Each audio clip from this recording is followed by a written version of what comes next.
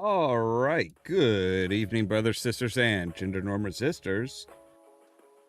It's time for some more Pirates of the Geek Vortex with me, your host Olaf, and the rest of the crew. I think we're just gonna go with the standard Fallout today. Oh crap! That all just. Oh, wait a second. Hang on here. Yeah. I just realized that Caden's picture is interrupting everything here. Let me find which one is his. There it is. There we go. Okay, so let's go ahead and jump in and get everybody here. And hello, everybody. I am not interrupting anything. I hadn't moved your pictures over yet. So I am hanging out in the top left corner where I belong.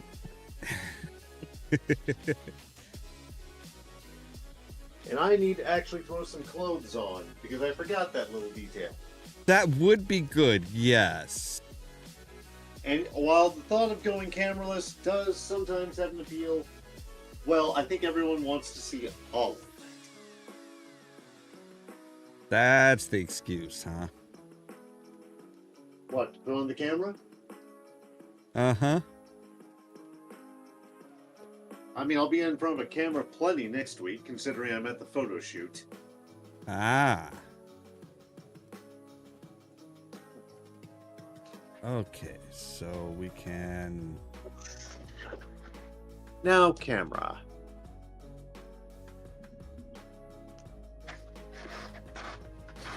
Camera, check. Dog, check. I was gonna say, it's like, okay, well, we can Check. kind of see you. All right, let me make sure. I'm still pale enough that I'll show up in nearly any light, so.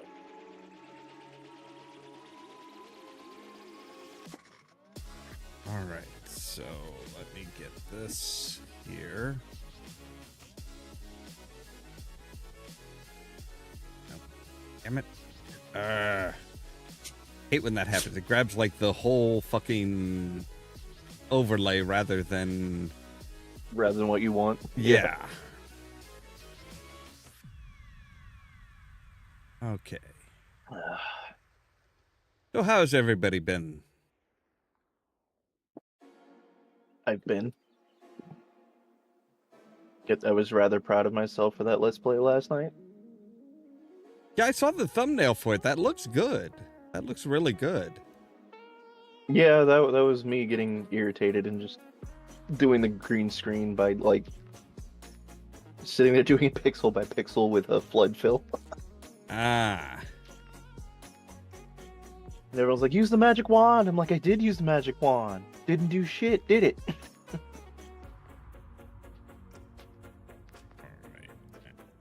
Make sure that one needs to come up. Yeah. Okay.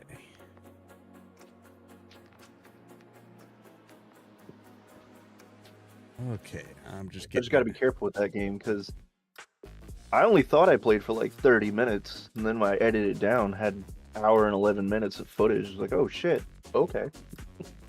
Yeah. Games? Which game? Which game? Oh, it's came out about a week ago. It's called Blueprints. Oh. And that's blueprints as in like the king in yellow. Oh, okay. But the premise of the game is that you are literally building the blueprint of a house.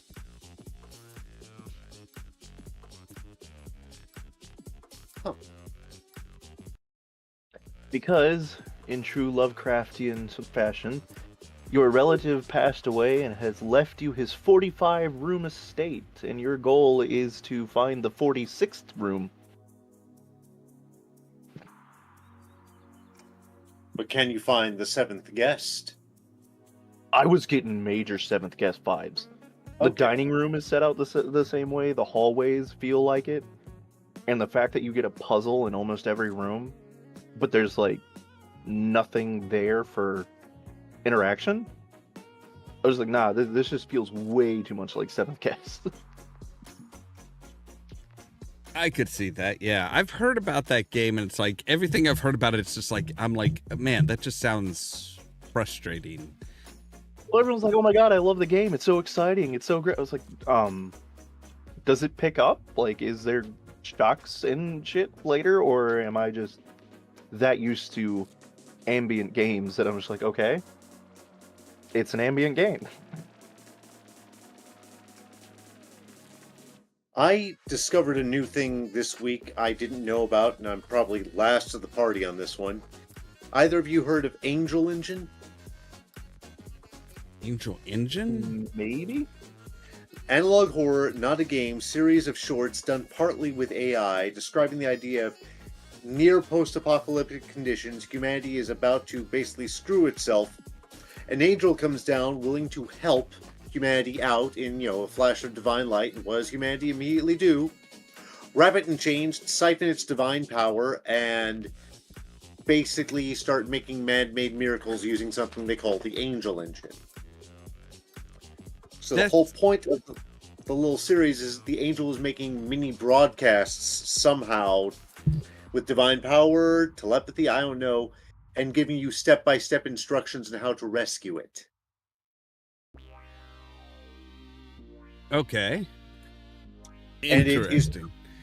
truly creepy how the angel comes across, with a whole lot of uncanny valley going on here.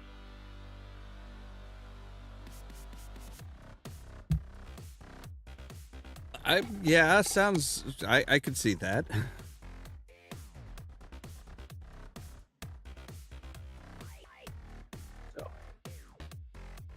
Yeah, I finally got to the point of Mass Effect 3 now. So I'm officially into something into the parts where I kind of know a little bit about what's going on, but not much. I had to go back and redo some of the end of Mass Effect 2 because there was no way I was going to let Mordin Solus die.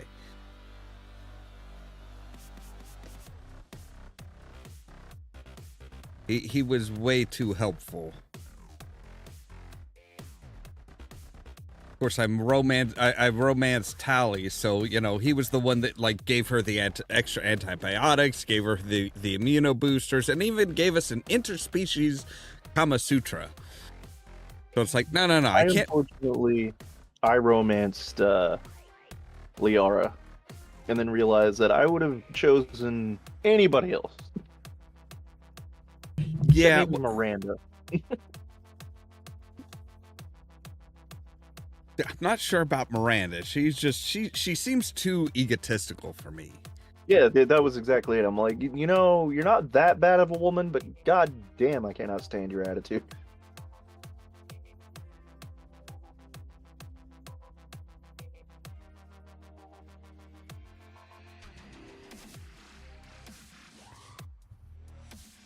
But yeah, it was actually kind of weird because the first episode of Mass Effect 3, just while I was streaming, I had about almost 24 hours worth of watch time. I'm like, holy shit, what? Damn. People like Mass Effect. It's true, they do. I'm only partly familiar with the series, but I know it's popular. I like some of the same stuff that has come out from that studio, so I find it rather funny that they had to, of course they had to make a reference to Boo and Minsk. Mm-hmm. Because I think it's starting in Mass Effect 2. Liara can send out this small little attack bot, basically, and she makes sure to tell him to go for the optics. Oh, yeah. Sorry, I mean, clever, but oh. Mm-hmm.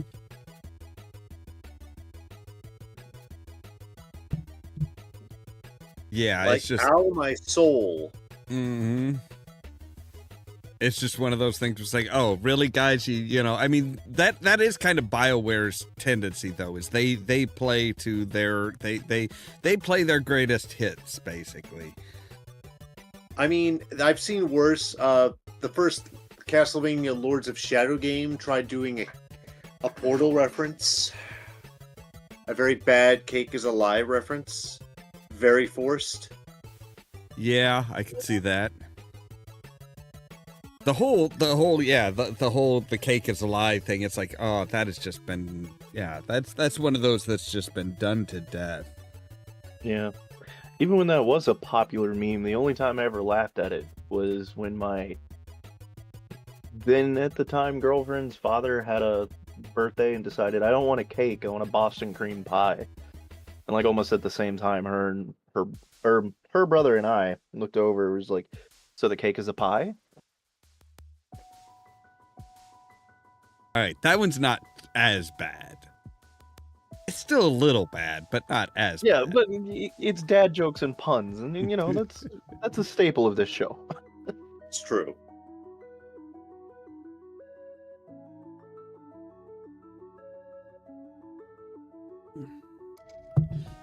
So yeah, we don't really have so much a topic as just kind of roll with whatever we come up with.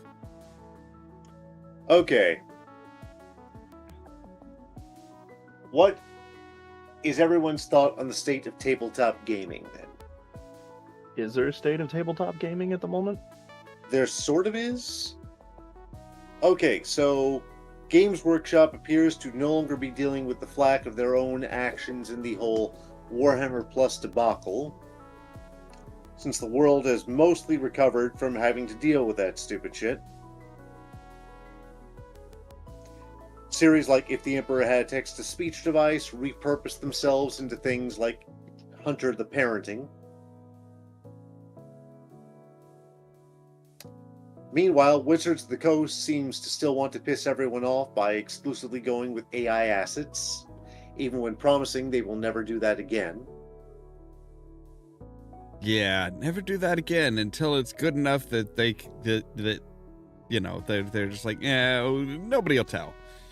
Yeah, except they don't even wait that long. It's happened so often that it's like, yeah.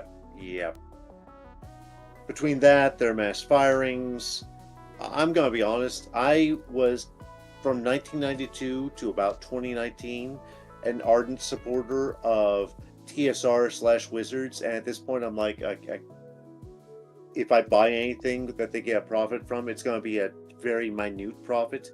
Like a Dragonlance novel, most of that goes to Wiggs and Hickman, or Baldur's Gate 3 when it's on sale. Very little of that went to Wizards. Yeah. I mean, that's one of the big things for me, that it's like how much of this stuff is, you know, how much of tabletop gaming is just going to wind up being AI driven before too long. Like, coming up with the stories, you know, they get all of a sudden. I mean, I'm surprised nobody's like marketed an AI dungeon master yet. It's kind of been done to an extent. It's usually pre-formed modules, and you run a group through them. Like, we're talking Neverwinter 2 was done that way for a while.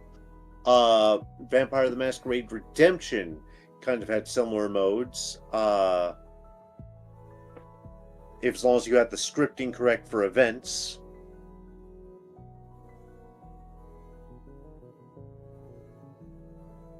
But one of the big things is we don't know what sort of adventures AI will be able to do. A good AI DM, in theory, would have relationships with the players, inside jokes, horrible things that everyone enjoys because they're horrible. And I don't think you could get that with an artificial DM. It would be good for one-shots at best, which would make it like a cheap version of a convention. Yeah, that's kind of my thought. I mean, it's like most of your AI doesn't seem to be able to hold on to an idea for longer than like 5 minutes. Yeah, I think we are overall probably not going to see much in that. I hope not. But at the same time, it's like, you know that there's going to be people that are like, oh, no, we don't need a DM. We can, you can just do it, you can just do it with this. And it's like, but nobody wants that. I'm going to file it next to... Okay, so let's take a look at the Vocaloid craze in Japan, especially for a moment, where an artificial singer is used. Are you trying to get us killed by the Hatsune Miku fandom? Yes.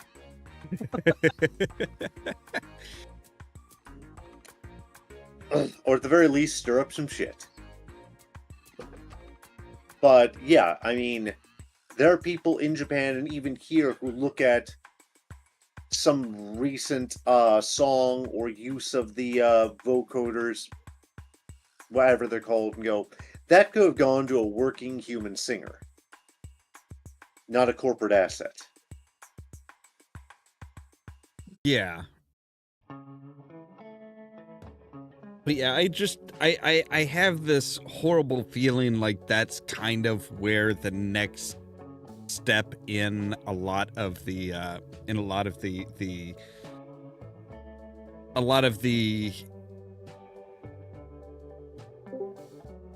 oh, hey, there's actually a gamers today. Holy fuck, we have a fourth. Yeah.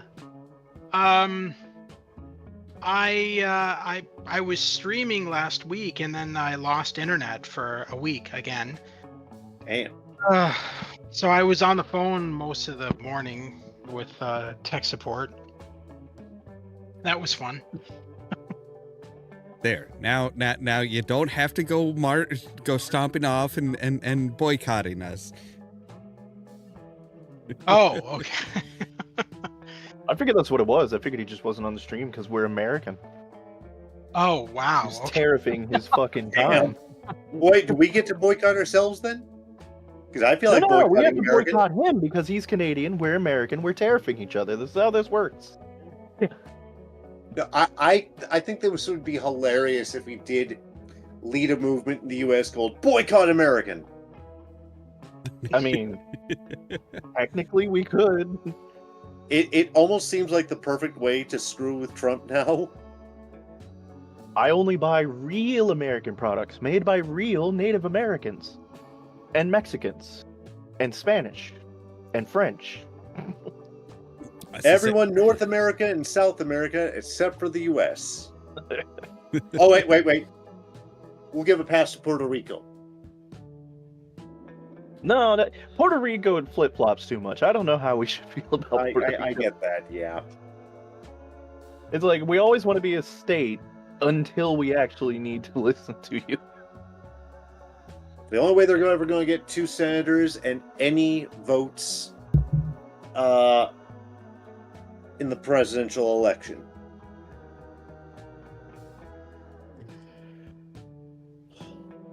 But yeah, no, like...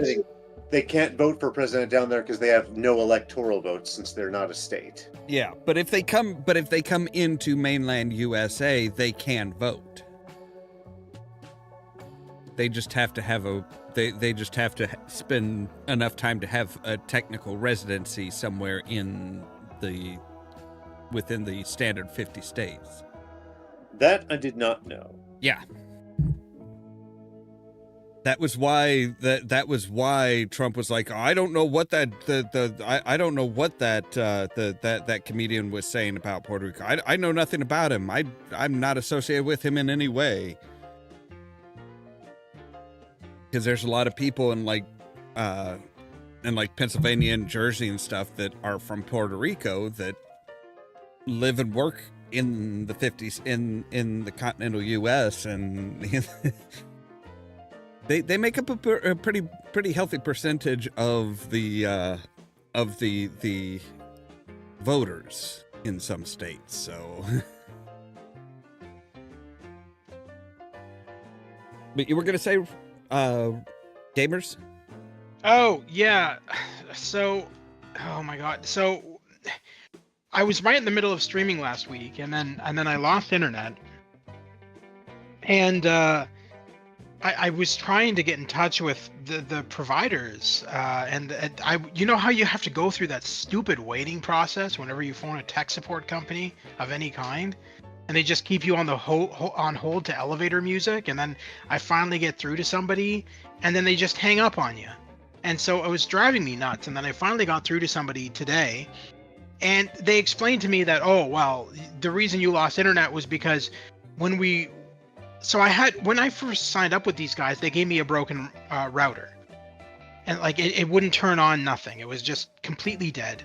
So I returned it to them. They gave me a brand new one in exchange. So I set that one up. But apparently when I set it up, the serial number that I read off to them on the phone, they never bothered to put it into my computer, or into their computer. So when I was dealing with all that shit, they said, well, they don't understand how I had internet for that length of time that I was streaming, because they said that my router wasn't even set up on their end.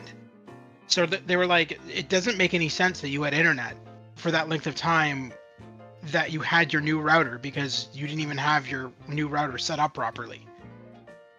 So the entire thing just seems half-assed to me. It seems like nobody at this company knows what the hell they're doing.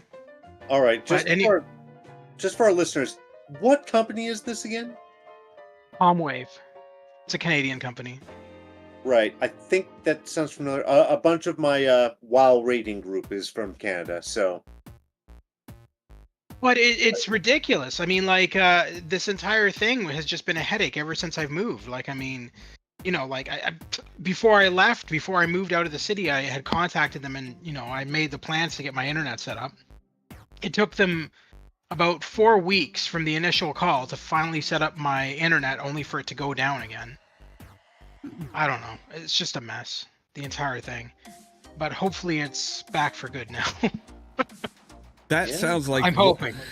That sounds like a company here, a local company that my ex-wife used to have. A company called Sky Networks. That just Skynet? Yeah, exactly. That was my thought. I'm like, you went with an internet service provider that would be shortened down to Skynet. This is a red flag right off the fucking bat. Already. Yeah. But yeah, it was like they you know, like every 2 weeks they had to come and reset their router or like swap it out. They never brought in a new one. They always like swapped it out with another one, took the router back, supposedly refurbished it, and then, you know, okay, well, that's back in the rotation. It's like, yeah, it was awful. It was, I mean, the one router was dealing with the entire apartment building, so everybody had shitty internet. I knew what they did the first time they gave me that shit router, because like it came in a banged up box, and it wasn't properly sealed or nothing, and it looked like the router had been kicked around multiple times. It was rattling when I took it out of the box, so I already knew it wasn't going to work. And then I realized what they did. They sent me a router that they had received back in their warehouse because it was defective. So they sent me a defective router that was already returned by somebody else. Because the second router they gave me, the good one, was factory sealed. It was all factory wrapped up. It was brand new. Like, there's a huge difference between the first router I got and the second one. The first router I got looked like it was used for football practice. It was freaking terrible. But anyway, yeah. It's just a headache, and so I said to them, you know, if this happens again, I'm not going with you guys anymore. I'm gonna find another company, because it's just too much. For the past week or so, I think YouTube has just been a pain in the ass, period. Oh, really? Why? Yeah. What's going on? Well, last week there were just, it would randomly freeze every so often. It would get real jittery while we were streaming. Oh. Mm-hmm. And then a couple days later, I think it was when I was doing Mass Effect 2, it was like it capped. I was capped at 30 frames per second, and it kept saying, "Oh no, your bit rate is too high. You're sending us too much information for us to handle to get it down to 1080p HD and stuff." And it's like, but nothing has changed on my end. I'm doing nothing different. Why the fuck are you? Yeah. Yeah. Jesus. I never had that problem when I was streaming. My only problem was my internet actually shutting itself off. But aside from that, I had no problems. And then tonight I streamed and I had no problems whatsoever. So that's interesting. Do you guys have any plans for Easter, or are you just I think my only plan is going down to my uncle's for supper. Yeah, that's the same here. I'm going to visit my parents on Sunday for Easter dinner. I'm But gonna go aside find from the that- corpse of Jesus. Oh, okay. Well, please let us know if you find it. I mean, I at mean, if this I find the corpse of Jesus, is that a good thing or a bad thing? I don't know. point, would it technically be a corpse, or would it just be bones? Yeah. It would just be bones Well, at that's this what I'm point. saying. Is if I find the corpse and or bones of Jesus, congrats! I've finally proven that he exists. But That's if I true. find the corpse and he hasn't risen yet, what does that mean? It means What you're is- responsible for burying him? I don't know. I guess it depends on where you find the remains. I mean, if you find the cave and they're in the cave, then it's a pretty good likelihood that he never rose again. If they're not in the cave, however, then that's. I mean, we get into the dual spectrum because he was supposed to have left his earthly body behind when he ascended into heaven. But on the other hand, that means that if I do find a corpse, the second coming did happen, but he's still dead. I actually had always been taught, as a Catholic, that no, the body went with him. Yeah, because it was like, didn't he like appear after his death and was like, yes, it really is me. Look, see, I still have all the wounds, and they were like Well, this is the glowing or thing, some when he shit. ascended, And the- it's the like, so body his went body with did him. leave. Yeah, so if I find a body now, I'm just like, oh, well, this has implications. Well, in theory, the story kind of fades to black. I've also, I've heard, yeah, and he just walked off and did his thing, whatever his thing was, which wouldn't have much time because he appears in a vision to Saul, later Paul. But I don't know. You've all heard that conspiracy theory of he went out to England and had kids. I just figured he went off and played pool with somebody. Mary Magdalene.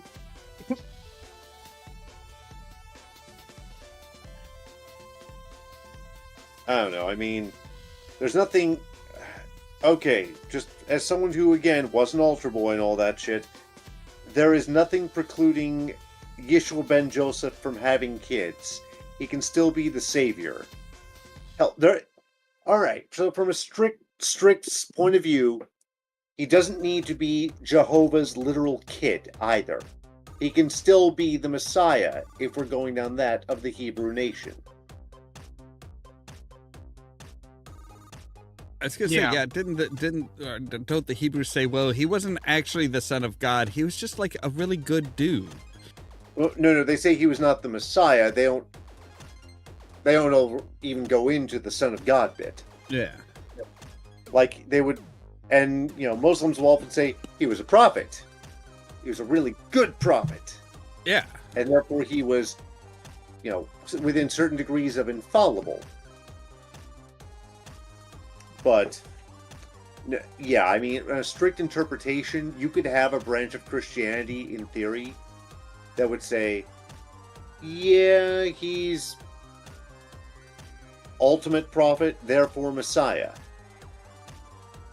I mean, there was an offshoot, not an offshoot of Christianity, but a similar offshoot of Judaism to Christianity that basically held that John the Baptist was the Messiah.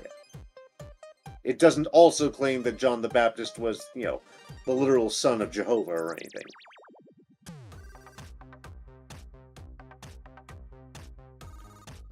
And to this day, I still wish the Monophysites had won the First Council of Nicaea. Or Nicaea. I've heard it pronounced both ways.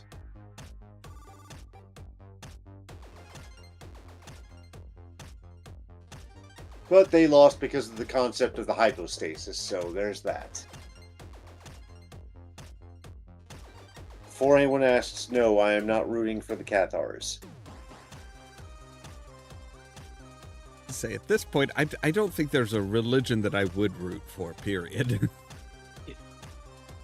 I don't know. I mean, I'm a Welsh Druidic Reconstructionist. I was briefly engaged to someone who was basically a Shinto Buddhist for all intents and purposes. My dad is an example of, people can have all sorts of thoughts within a religion. He thinks that, yes, there is a God of Abraham and all that, but he doesn't think we have an afterlife. Paradoxically, there are quote-unquote atheist Buddhists who believe, yes, there are human souls, and they evolve from one iteration to the other, but there are no gods. Well, yeah, Buddhism doesn't really believe in many gods. Buddha himself is not a god, he's just supremely enlightened. Right. Hi, one of my hobbies back when I was actually well and well off enough to actually have a hobby was studying theology and mythology. There are versions of Buddhism that basically put gods on a separate evolutionary track, so they don't start where we go, they don't end where we go. But, it's again, every religion, 1 billion denominations.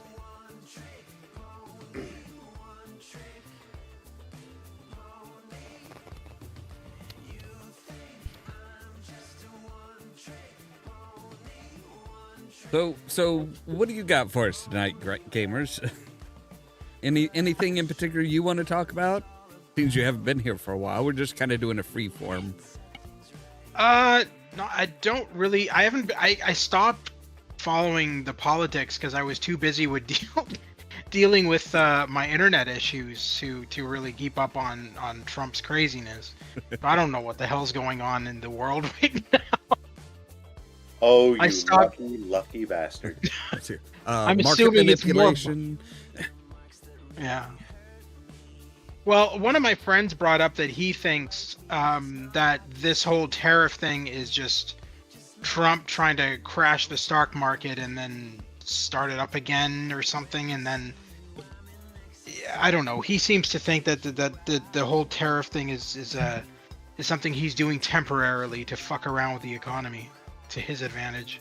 That's a popular thought. Yeah, well, when he the day he paused put the 90-day pause on all the tariffs, except for China. It was that morning he put out a post on Truth Social telling people to buy, and then a few hours later he put a pause on all the tariffs, and all of a sudden, the stock market just dumped. Yeah. And a lot of his cronies and supporters in Congress did just that. They bought shit tons of stock and just, yeah.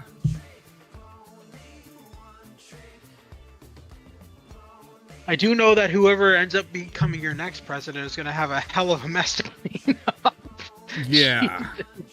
I'm sorry, you think that we're going to have a president after this? I remember Come hell or high water. I remember talking to someone who was honestly, for a while, believing everything Doge was doing was correct. And he said, well, you know what Doge said? USAID is unrecoverable. They just need to tear it down. And I said, after that, it's like, wow, at this rate, it sounds like the United States is unrecoverable. Maybe we just need to get annexed by Canada. Or, you know what? Divvy us up. Canada, Mexico. I mean, you know what? I would be okay with that. The taxes aren't that much different from what I've seen. The average person's tax isn't that much different between the U.S. and Canada. And hey, healthcare would be covered by it, so I'm all for it. Mexico, also decent healthcare. So I'm fine with either one. And we have a larger, like you would think being this far north, we would default to Canada. But we've got a lot more Spanish speakers than you might think who have no command of English in Illinois. So, maybe it could work. There's still a lot of really toxic people, though, online from America who are, like, saying the nastiest shit about Canada. I ran into one the other day on Facebook, and I screenshotted their post just so I could share with other people how nasty this person is. And they said in their post, Canada does not even exist. I want Trump to destroy Canada and take all of its territory. Canada has no fucking right to exist in this world. What? Yeah. Nationalists gonna nationalize. Like, what? They just sound insane. They just sound completely insane. So did Germany, and people still rally behind them. Yeah. Oops, did I actually say that? Were you wrong? Well, yeah. Oops, Right. did I find the article where Senator brought up an actual quote from Joseph fucking Goebbels in a House debate with absolutely no context whatsoever? Yeah. He got called out on it within seconds. I remember that. Well, and the thing is it's like, Trump's administration is not even really trying to hide it. No. I mean, for example, look at RFK Jr.'s first official press conference that he did, and his attitude towards autistic people. Yeah, that... I mean, he's basically making making the same type of argument that what was his name? Hans Asperger made back in the 1940s. If they're not going to Wait. What? I didn't hear about all this. What did he say about people with autism? Well, let's see here. He said that they are never going to have friends. They're never going to play sports. They're never going to have significant others. They're never going to get a job. They're never going to pay taxes. They're never even going to be able to go to the bathroom unassisted in their lives. Hey, but Excuse me, I take a piss very well, thank you. Oh my god! Sometimes it's on other people, but I piss very well. Didn't Elon come out saying he had Asperger's or autism? Yeah. No. He did. Yes, He he did. did. Yes, He walked it back. He walked it back. He's still at He the time, like, It was just him being a meme lord now. RFK has walked back his anti-measles vax stance, but everyone's still going to associate with him. In the same thing, Elon Musk throwing the autistic community under the bus is always going to be with him. Yeah. But no, that's the thing. That's why the term Asperger's is no longer used.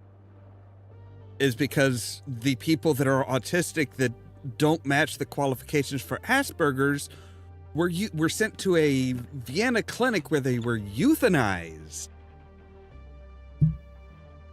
That has a very, very negative association with autism in general. And honestly, it sounds like the type of thing that RFK Jr. is advocating. It's like, well, you know, they're just a drain on society, so we need to, like, you know, put them in a special facility where they can be tended to and all this shit. And it's like, the biggest thing I've heard about Trump recently is he's telling everybody who he's tariffing that in order to permanently stop the tariffs, he wants all of those other places like the UK, everywhere, to make it a death sentence to be a part of the LGBTQ community in those places. That's his new thing, apparently, is he wants to make it make death sentences for that. I've heard that he wants them to remove any protective laws. Basically, Oh. allowing companies and the government and everybody to discriminate against anybody in the LGBT plus community.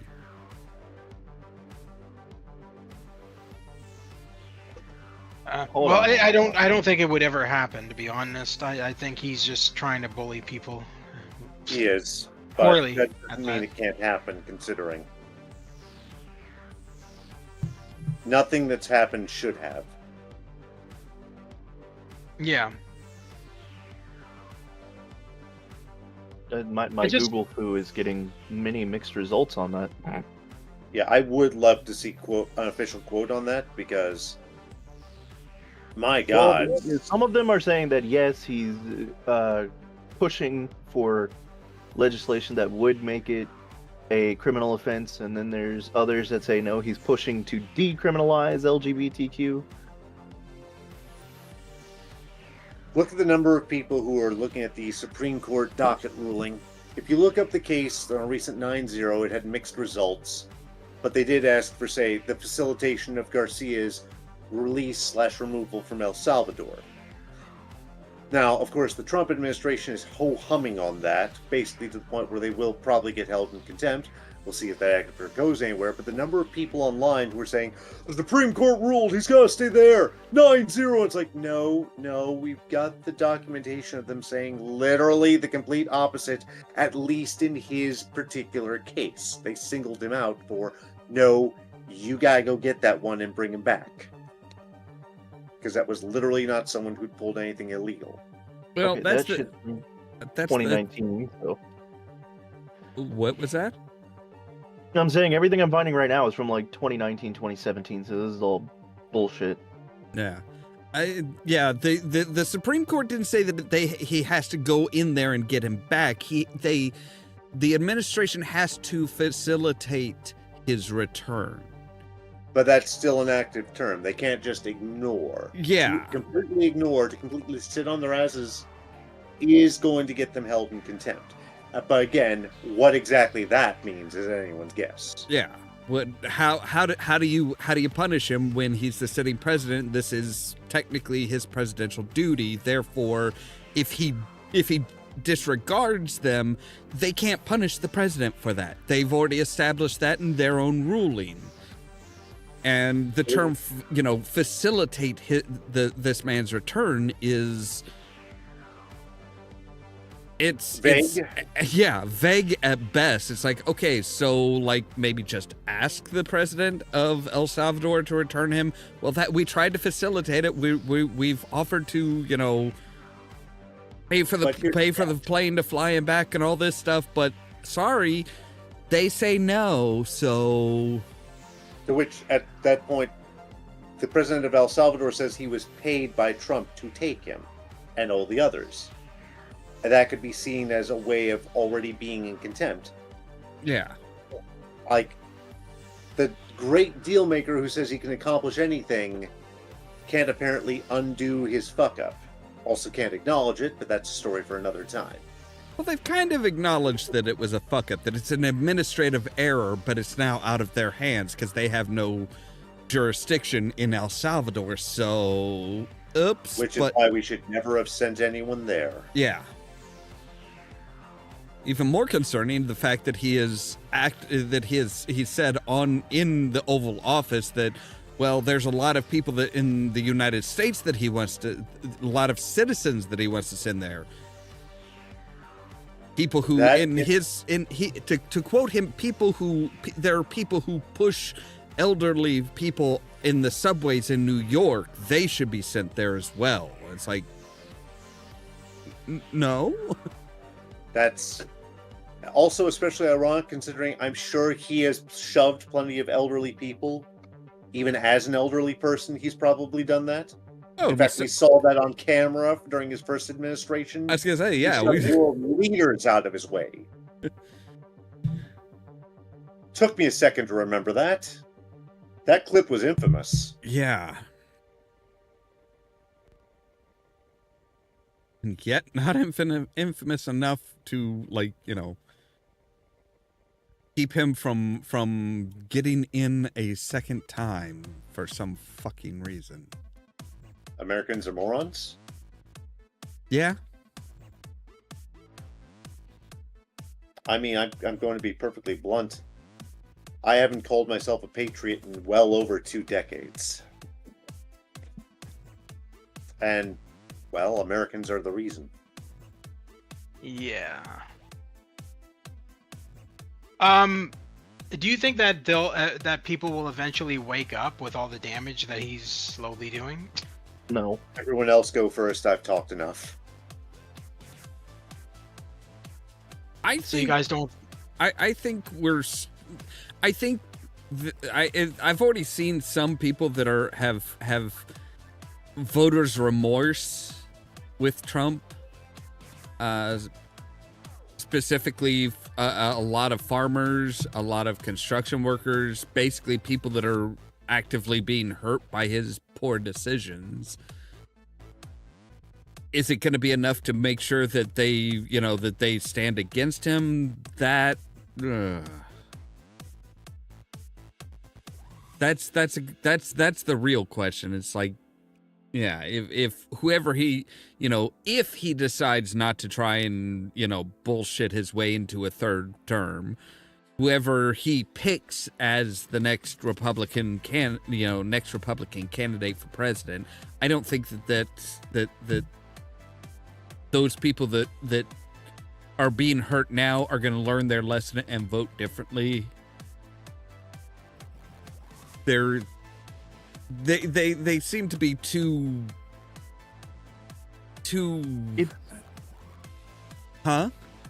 It's the abuse mindset. Yeah. That's what it is. Is even if, they're waking up, I'm using that in heavy air quotes, and realizing what's going on, but then they're going to justify it to themselves with like, oh, well, that's just Trump, or, oh, no, once he sees that we don't like it, he'll change his tune, or it'll surely be different with this guy that he suggested for the candidacy. They're going to find a reason to justify it. It doesn't matter how much damage is happening. They'll just go right back into voting the same way they did. Pretty much, yeah. You're talking about the fucking fanatics. The people who had a Trump fashion show. Who unironically call him daddy and Photoshop his goddamn body onto Rambo, which they then airbrush onto their lifted trucks. And I then think say, I actually I'm not gay. that to when they used the God Emperor from 40K unironically with a Trump face on it. I mean, these are people that after the assassination attempt taped all kinds of white squares to their ear. They wore diapers when the rumor was that he had to wear a diaper. They wore trash bags. I was wondering what that was. Yeah, that was in solidarity for the little patch of gauze that he had taped to his ear. Oh my Totally God. not to just, make him stop looking like a fucking idiot by saying, hey, if he looks like an idiot, we all look like idiots. Yeah. Hey, you know how many Germans Fantastic. grew mustaches in solidarity for Hitler? Fucking none of them.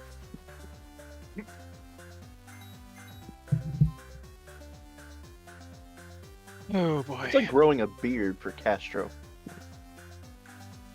Did you both answer the question already, or? What question? The one you had of will people wake up? Oh. I think they kind of did by saying that. I think America's I don't see why you're so worried about rambling. I mean, we both know that if I go off on a tangent, it's gonna be a tangent. Then I want to answer the question. They won't, because that's not how cultists work. They won't because a cultist does one of two things when they leave a cult.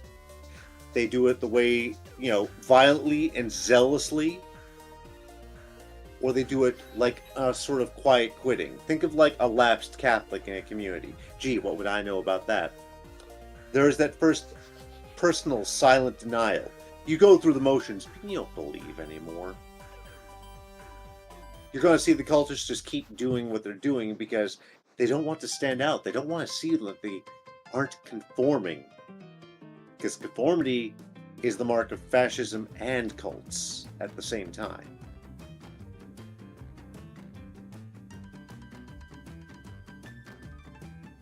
Gods, I hate saying that out loud. Yeah.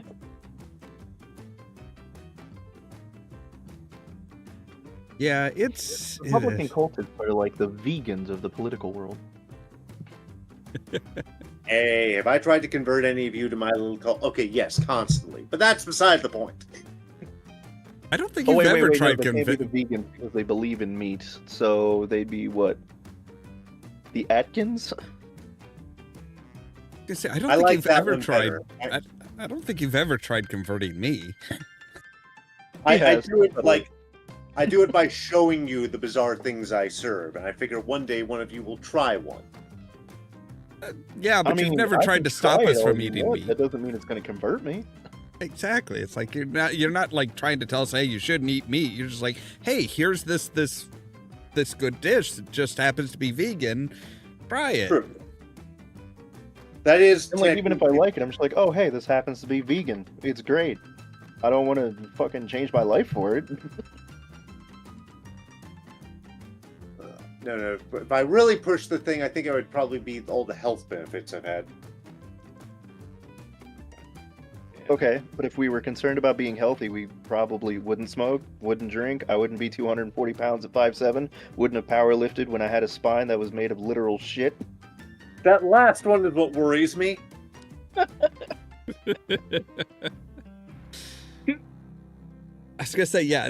I don't think, especially with me and Kane, I don't think either one of us are particularly worried about our health. It's like we've got to die at some point. We might as well have fun while we're alive. Exactly. That's my attitude.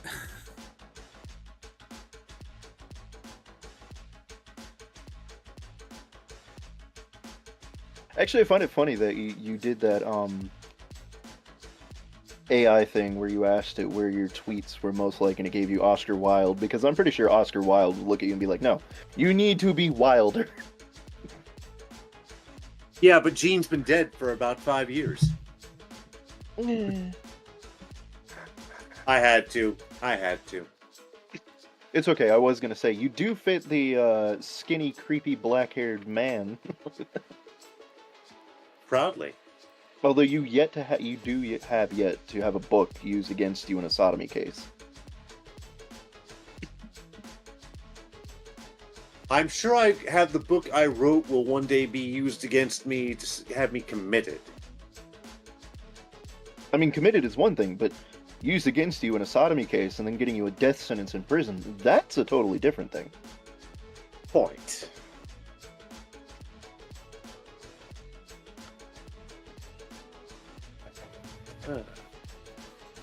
Also, I want to point out that that's hilarious that he got the death sentence using one of his books to prove that he was gay. Meanwhile, we have Desaad over here.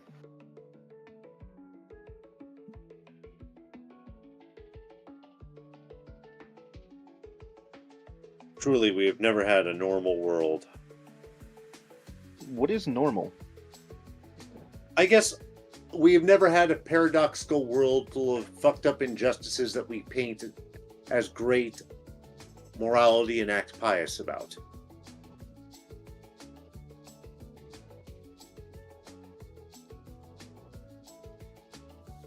I don't have a better way to put that. Did you say that we don't have that? Because I feel like the history of the world proves that, yes, we very much have that. No, I'm saying we've never not had that. Okay. Yeah, I agree with you there.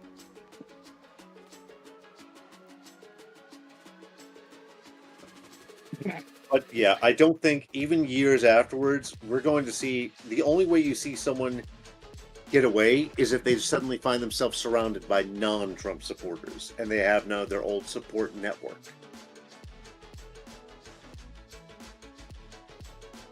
And even then, I think it's going to be grudgingly.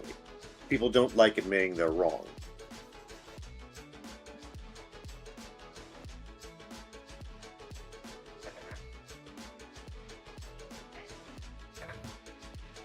It's sad and sadder the more you think about it, isn't it? There's a parallel in gaming, but I hate making this comparison. Okay. We've all played, or at least had experience with Vampire the Masquerade, right? Vaguely. Kind of. Trumpism reminds me in many ways of the Sabbat. No, the Sabbat had morals. Yeah, I have to give you that one. The Sabbat had morals and an actual great stance against the Infernal as of 3rd edition, or even midway through 2nd. Also, they had pride and shame, and at least kept some sort of order. But the framework was there that they are sort of a mad doomsday cult that relies on its members not asking too many of the wrong types of questions. And they have the twin paradoxes of freedom and loyalty as being their two main things.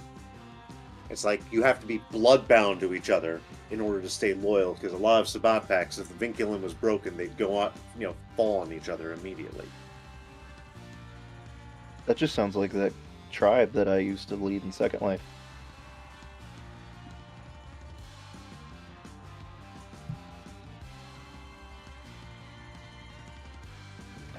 It's... That's What was that first rule I had? Every Orochi has to carry the brand and be loyal to the tribe, but otherwise do what you will. I don't really remember what yours was. No, that was her general attitude. It was like, do what you want, go where you will, but like the moment someone talks shit about the tribe or tries to tempt you, kill them.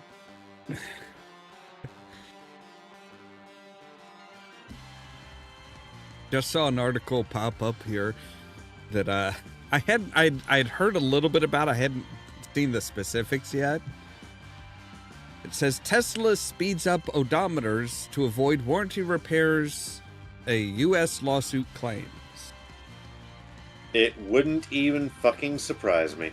Apparently, Instead of after it self-destructs.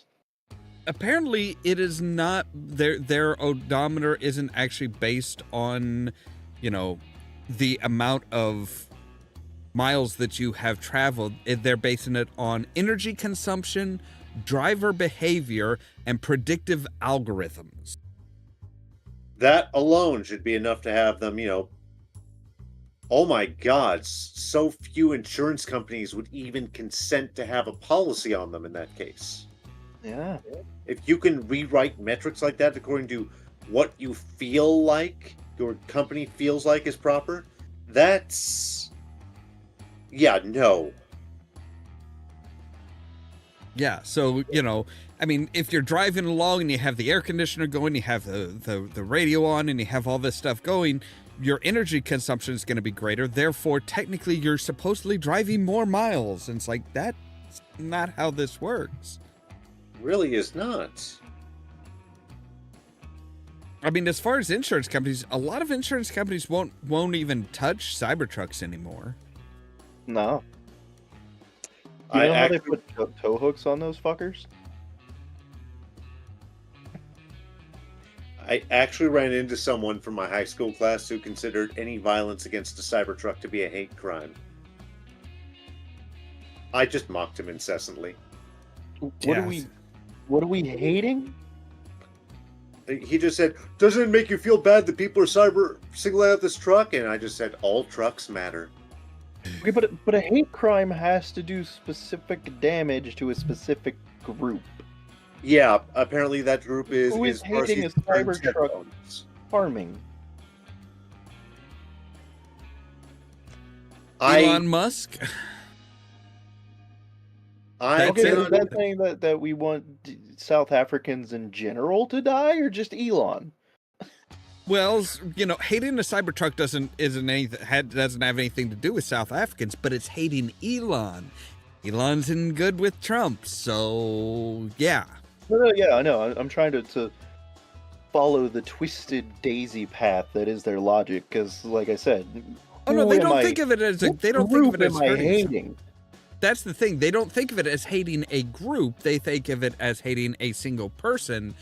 that they adore. Therefore, in their minds, that's still a hate crime. Because the real racists are the left. Or whatever. I honestly, it's hard to keep track. You don't have a left. I file it next to the whole, the Democrats founded the KKK and they're the real Nazis. It's like, what part of the party switch in the 60s around the Civil Rights movement do you not get? Oh, the part that requires you to read a history book. Yeah. Oh, wait, not even that far. If you did read the history book and it contradicted your worldview, you'd say it didn't happen. Also, I just like pointing out their language, because the KKK and all of them like to scream that they did this for the Republic, which would make them a Republic-loving person, kind of with a suffix that would suggest that, like Ian. Wouldn't that make them a Republican? I mean, just go with the fact that you're kind of trying to do something clever, which is a problem because they will not fucking understand it. Oh, I know, but see, I do the sarcasm and the cleverness because that is my defense mechanism. That's my calm myself down. See, I can speak their language fluently. I can speak redneck with a 12 gauge and sabos. Believe me, I can. I just don't want to. I think the worst thing I did, I do the same thing once in a while. I will go out of my way to deliberately piss off a Trumper with the most over-the-top shit I can come up with. The more over-the-top they are, the more, oh, that's it. I need to make them think I'm a commie. The easiest thing to the easiest way to dispel their problem, their issues, as far as, the Democrats were, the party of the slaves, they were the party of the KKK. It's like, okay, who flies a Confederate flag? Yeah. They're who like keeps saying the South will rise again? Can they point to a KKK member who is also a registered Democrat? Can they? Because I don't think they can, except maybe in Illinois, where I think everyone has to be a Democrat. Does anybody remember back when Obama was in office? I think it was Obama. It might have been Bush. What year? We had that giant natural disaster. And then the next day, everybody in the neighborhood woke up and it said, hey, we're going to give you disaster relief. We'll help pay for the repairs. And we'll give you food and shelter and warm blankets. And it sounded great. And then everybody checked the signature and it was signed by the Grand Wizard of the KKK. I'm going to have to look that one up, because we had a lot of natural disasters during both the W and Obama years. I just found it funny. I was like, yeah, that sounds great. And I'm like, yeah, who passed out the flyers? And like, the Grand Wizard. Grand Wizard, you mean that motherfucker who's always in his bathroom?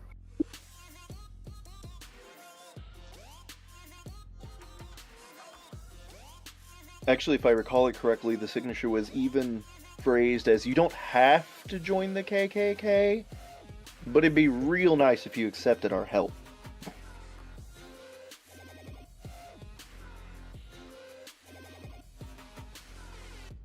I would find it hilarious if the KKK put out a press release one day that says, I'm sorry, but the Trump administration is too racist even for us. I think they have.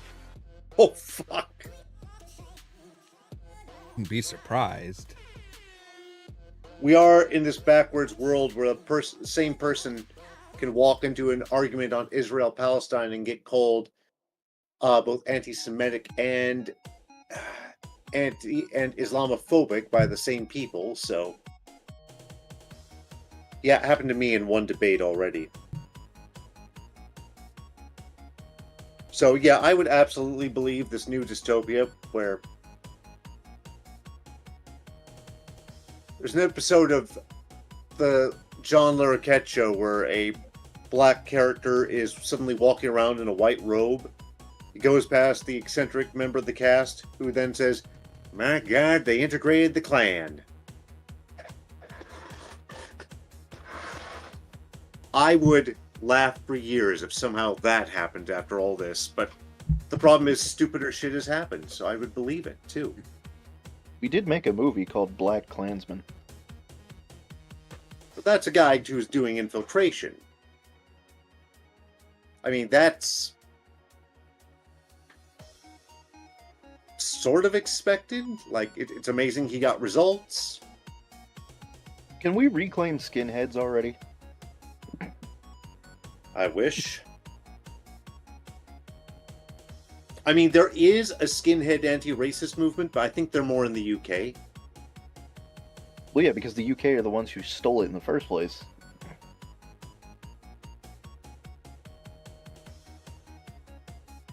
I'd ask about Canada's racist groups, but as I come to understand it, that's just the country.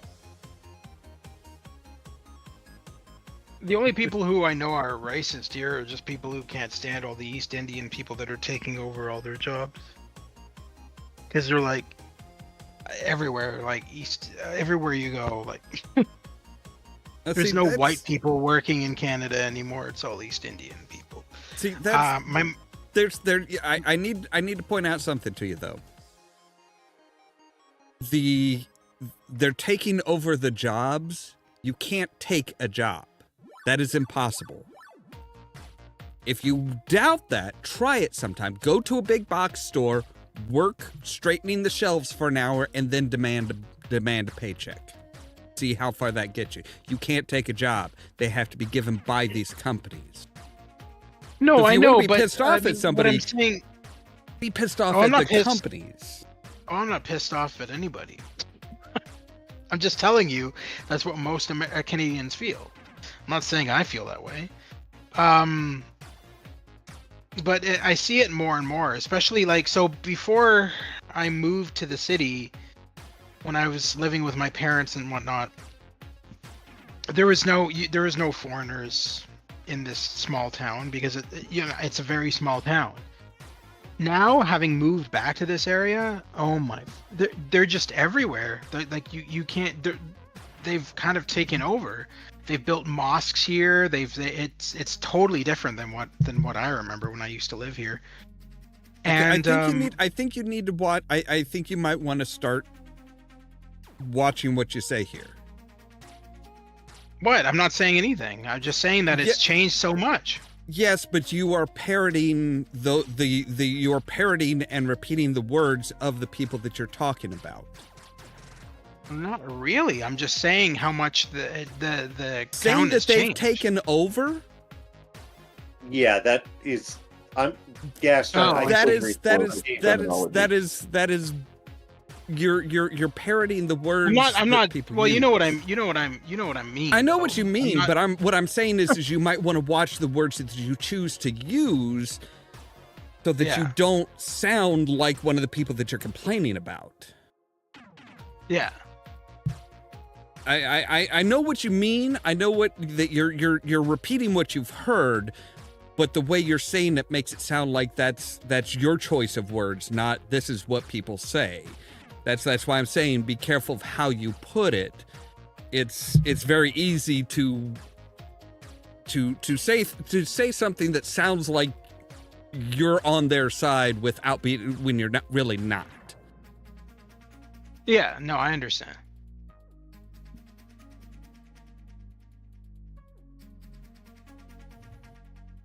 Now, if you want to say there is a trend in, like, okay, a trend I've noticed, a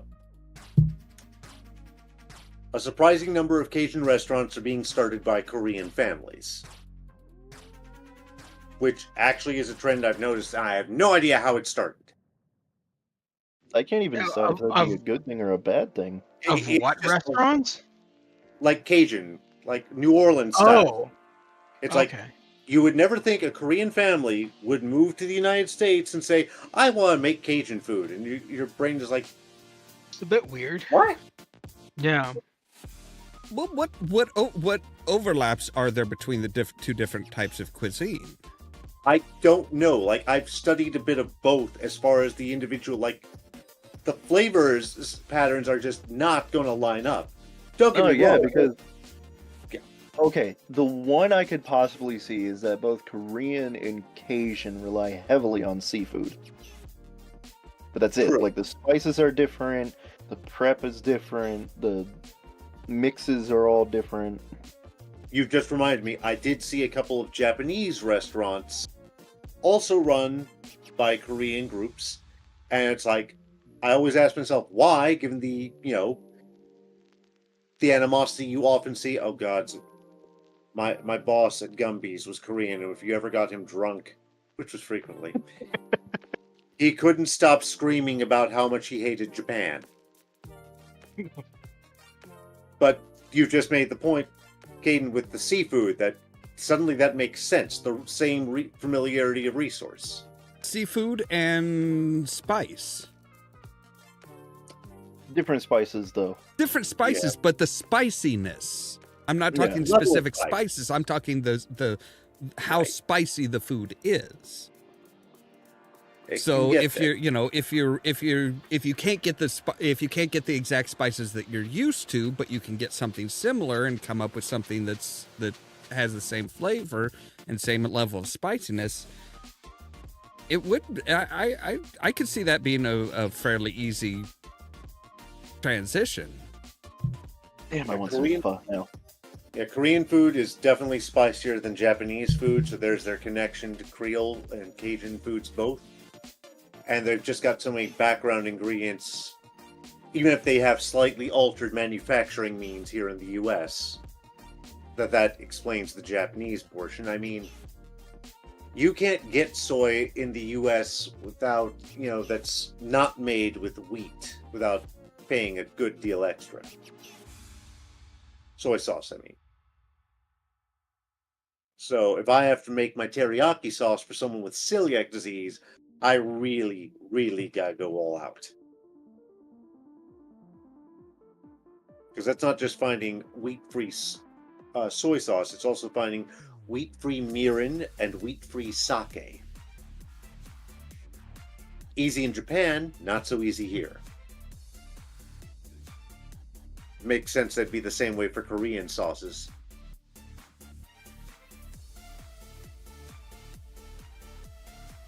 Take a look at something here. Oh, so how many people have heard of the leak of the that we're finally getting the Elder Scrolls Oblivion? They're finally making a remake of that. I was asked about that. No. That leak turned out to be false. There was an article about that posted yesterday, I think, that the person who spread the leak actually ended up lying. So I don't know what the truth is anymore. It could be Bethesda. I don't know. But apparently the guy who spread that leak ended up taking his deactivating his account off of wherever he shared the leak. I guess it was on X or something, but he deactivated his entire account because he was called out for his lie. Oh, really? I Yep. had not heard that. Yeah, you can look it up. Yeah. So, unfortunately, as excited as I was for that, because I haven't played Oblivion since it first came out, and I was really looking forward to a remaster or a remake, sadly, it's not in the cards yet. That doesn't mean it's not going to happen. It's just that nothing official has come out. Yeah. Just that. Yeah. Well, it might be time to hope that. Oh God, what is it? There was one that was a fan made one. I think they were calling it Skyblivion. Yeah, that's what I just found. The one thing I want to ask is, I know you guys aren't really console gamers, or maybe some of you are, I'm not sure, but did you guys hear about how, because of the tariffs, that all these game companies, Sony, Microsoft, and other game companies and stuff like that, are raising their costs of digital products starting the month of June? So I know that, like, for PlayStation in Canada, I'm paying $11.99 a month for PlayStation Plus, which is a service that allows me to get a couple of free games a month from Sony. That cost is now going up to $60 a month, as opposed to $11.99, due to the tariffs, or so Sony is saying. So I don't know how true that is, but that's what Sony's excuse is because of the tariffs. They're also increasing the cost of digital games as well, so you'll be paying. So right now, games in Canada with a base game without any special pre-order bonuses, whatever, all that shit. It's about $79.99. After this thing goes through in June, a base game is going to cost $120. So it's gone up significantly as well. So Yeah, that doesn't. I don't know. That sounds weird, doesn't it? It does, yeah. Like, it's a digital game. There's nothing to import. The only thing I can see is that they would want to, quote unquote, keep up with the costs. Because Trump is adding tariffs on all digital shit. He's adding tariffs on video games, electronics, everything. He already stated he was going to do that. That he was going to tariff the shit out of that kind of stuff. I don't know why. I don't know why it Yeah.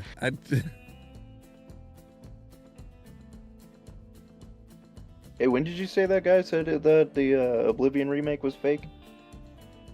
I read about that. Here, let me search for it. Because I just searched for it, and like everything from 1 day to 11 hours ago is saying the Oblivion remake is real and on track. Which would be nice, but I love how GameStop is like, oh, the Oblivion remake needs to be bad in order for it to be good. what? I get what they're saying is like Oblivion, the graphics were shit, the engine was underutilized, the console wasn't pushed to its limit, but it was the story and gameplay that people liked about Oblivion.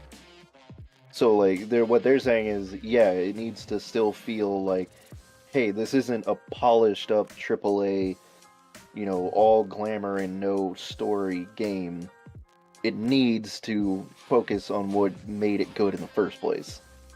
I Fake mean, leaker deletes account as Oblivion Unreal Engine 5. Here we go.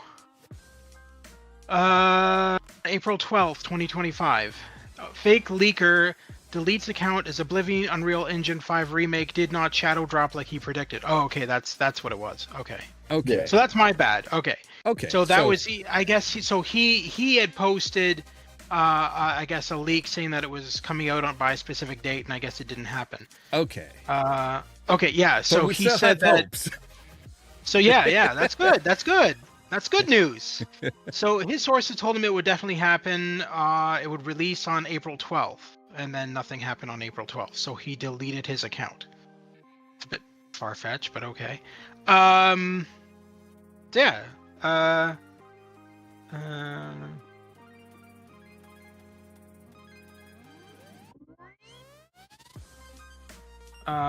Bethesda, April 10th has passed, and Bethesda hasn't released the Oblivion remake.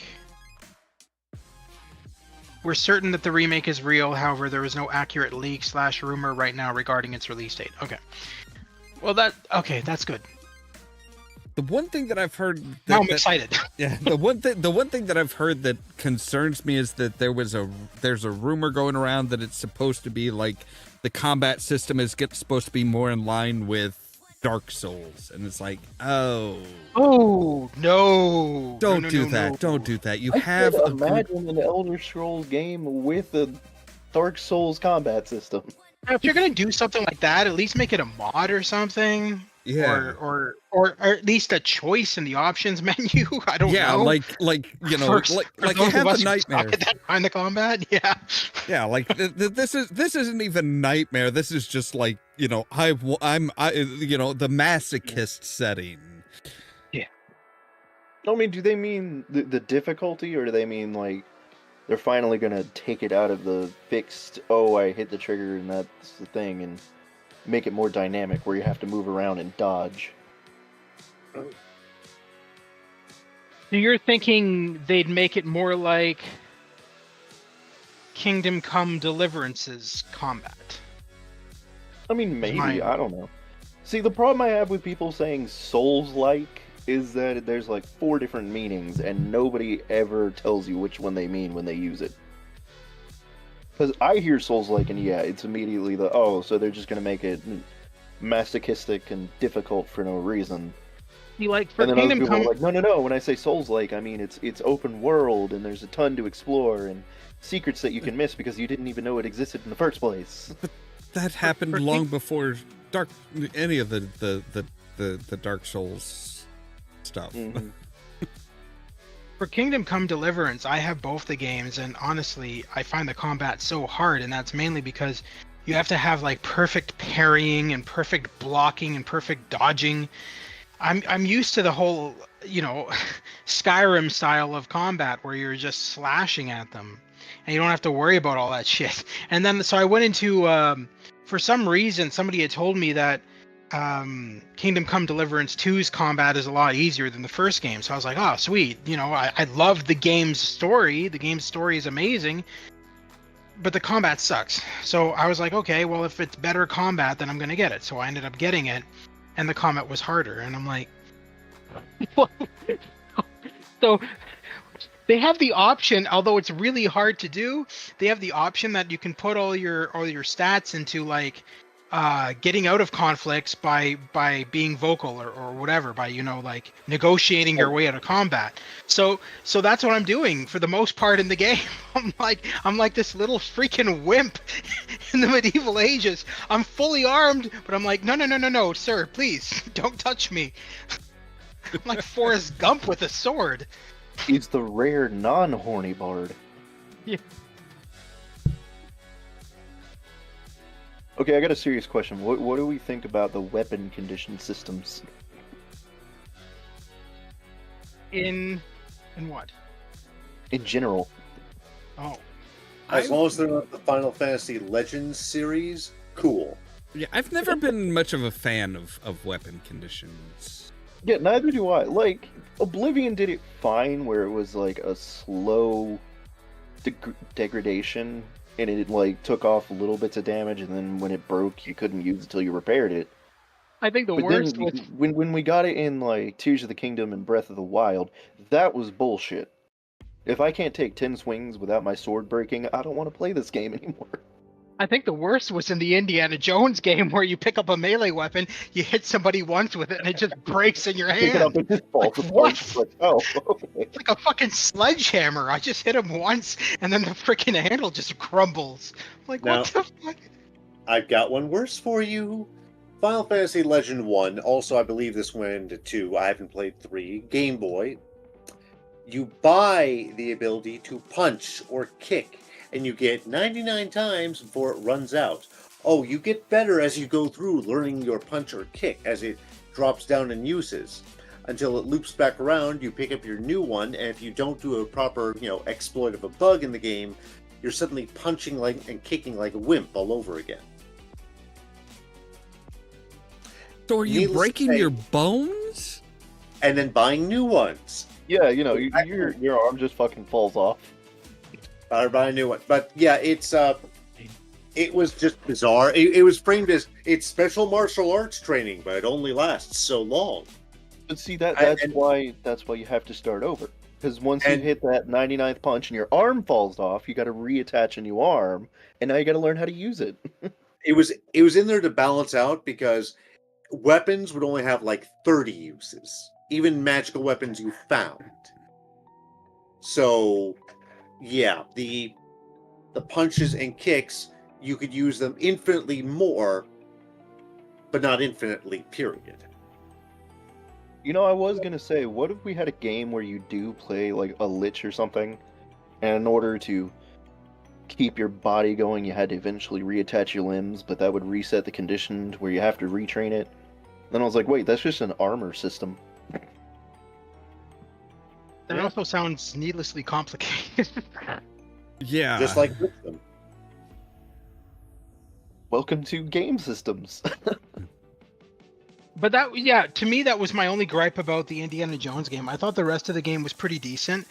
But the fact that, like, there's no way that Indy is hurling a sledgehammer that strongly at a German's head that it would just fall apart after he hits them once with it. That, like, the hell is going on?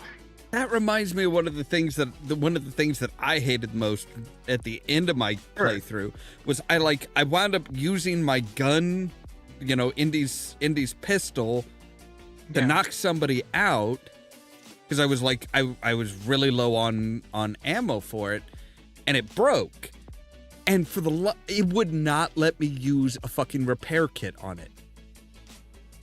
Huh. Like it. Oh, they fixed that. No. Oh, I know what you're talking about. Yeah. That got fixed. Oh, good. No, that got fixed. That was a bug. Okay, I'm thinking it was because I'm like, I can't fucking. Great. Now I've got a useless pistol.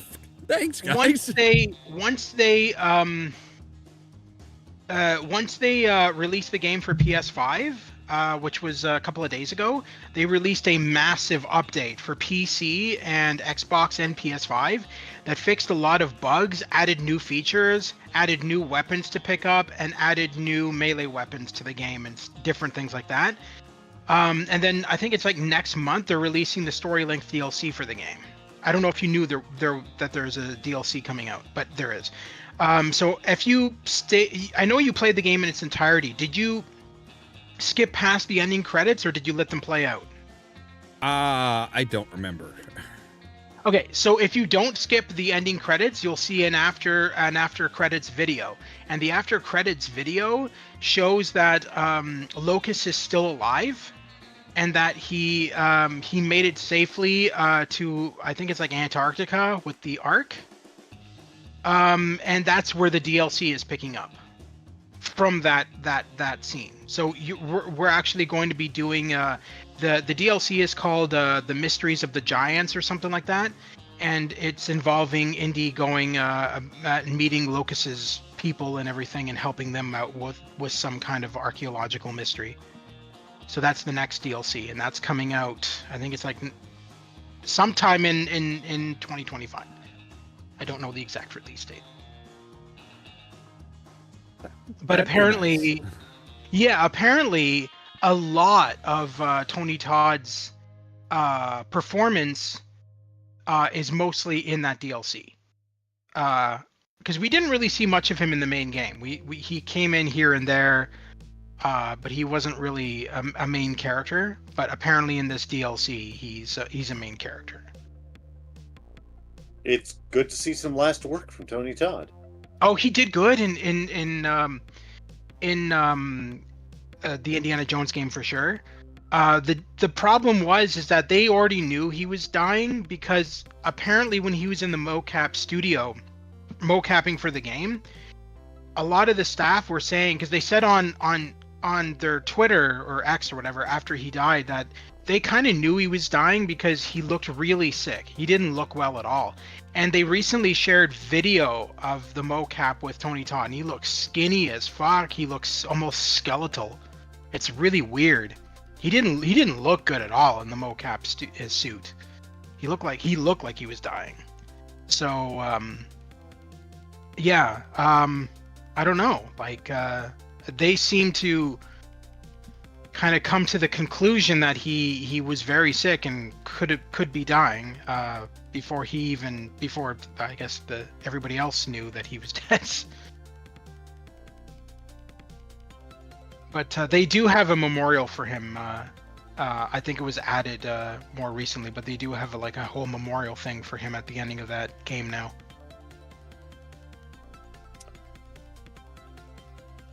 You know, it's not often talked about. He had a Star Trek role besides being Worf's brother. Yeah, he was a Klingon. Oh, wait. Okay, what's this other role then? Hold on. He was in a fan film that should have gotten picked up by Paramount called Prelude to Axanar. Okay. And he is basically an Admiral Ramirez, and he makes this great speech about, how the Federation has to rally before fighting the Klingon Empire. So yeah, his roles tend to be Klingon-centric in one way or another. Interesting. It's honestly worth a watch. They were doing some great stuff. I wish Paramount had tried working with them. I know why they put the lawsuit in, because if you don't protect your IP, you lose your IP. I get that. At the same time, it's not Paramount anymore who owns them though. It's CBS. Right. Paramount. CBS. Paramount hasn't owned them in a long time. Paramount was bought out by Viacom. Viacom lost the rights to Star Trek. CBS picked them up. CBS treats that franchise. I don't know. I'm not a fan of how CBS runs Star Trek stuff, because they don't allow for fan fiction. They don't allow for anything. They've literally put out cease and desists on fan fiction. And these fan fiction things aren't stuff that they're selling. It's just stuff that they're posting online, and then CBS just sends them a cease and desist in the email. That's basically what Ragnar was. Yeah, so CBS is just being a tyrant about everything related to Star Trek. It doesn't matter whether it's, free or fan fiction or whatever. They did the same thing with Stage 9 when Messy Desk Interactive released that Stage 9 game, which was set in the Star Trek The Next Generation universe and had you serving on the Enterprise D as a crew member and, experiencing life as a crew member on the Enterprise D.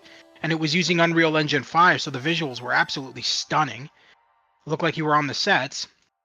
And Messy Desk Interactive was like, well, it's free. It's a free download off of our website. We're never going to charge for it because we don't own the license. We're just fans. And CBS was like, nope. You can't do that. You can't even be fans. Nope. Get that off your website right now. We don't ever want to see it again. And if we ever find it in the future, you will be sued. Like, what? The guy who did Axanar, I think, was willing to sign over everything he basically spent money on to Paramount. Again, at the time, it was Paramount. So, I don't know what the deal was there, because that's like, we're here to sue you. Great, here's everything you would sue me for. What? I remember back in the 90s in Canada, so we have a theme park called Canada's Wonderland. It's up near Toronto. And back in the 90s, early 2000s, it was owned by Paramount. And I remember going there with my parents, and they had an entire Star Trek section. And they had you went on this shuttlecraft and you ended up on Deep Space Nine, and they had literally made this location look like the promenade from Deep Space Nine, and I was like, Jesus fucking Christ!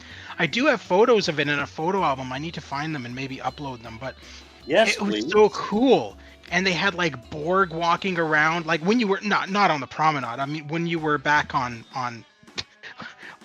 Terra Nova, back when you were on at the theme park, there was Borg walking around and Ferengi and Starfleet officers.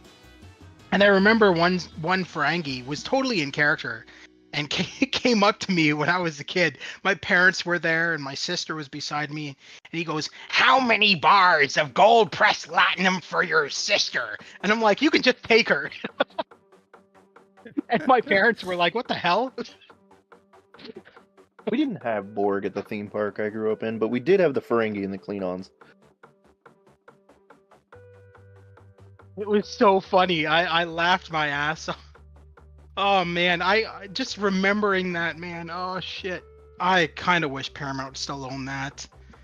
That was when that park was just fucking brilliant. And now it's, I don't even know who owns it right now, but it's not as good as it was. Is it? Canada's Wonderland. I do not know who owns it. Let's find out. Because I know Paramount sold a lot of their property to the same people, but they're also being hostily taken over again. Yep. So a lot of Paramount got sold off to Cedar Fair, and now Cedar Fair has been taken over by Six Flags. So Six Flags owns everything now. Six Flags owns Canada's Wonderland? Yep. Interesting. Wow. Okay. Well, I just know that. Well, I haven't been there in a while now, but I just know that the last time I went, like a couple of years ago, there's half the rides were gone. It just wasn't as good. It was just like, That's what Cedar Fair did. They bought all of Paramount's parks, and then they gutted them and tried making them more towards what Cedar Fair wanted. So like the one that I'm near, which is King's Dominion, had a ride named the Rebel Yell, and they didn't like that because that promoted the Confederacy. So they changed it to the Racer 76. And then they wanted to change our Dale Earnhardt from the Intimidator to something else. Took out Hanna-Barbera section because of the licensing and changed it to Snoopy. Okay, And then got mad because nobody wanted to go into the park anymore. What? I said that I can kind of understand. Just, licensing is a bitch.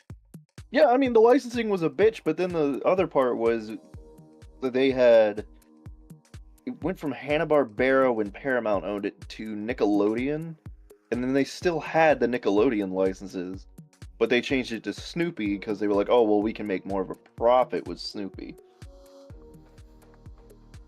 they made it more kid-friendly, storybookish. Yeah. Yeah, and then they put a Chick-fil-A in the middle of that.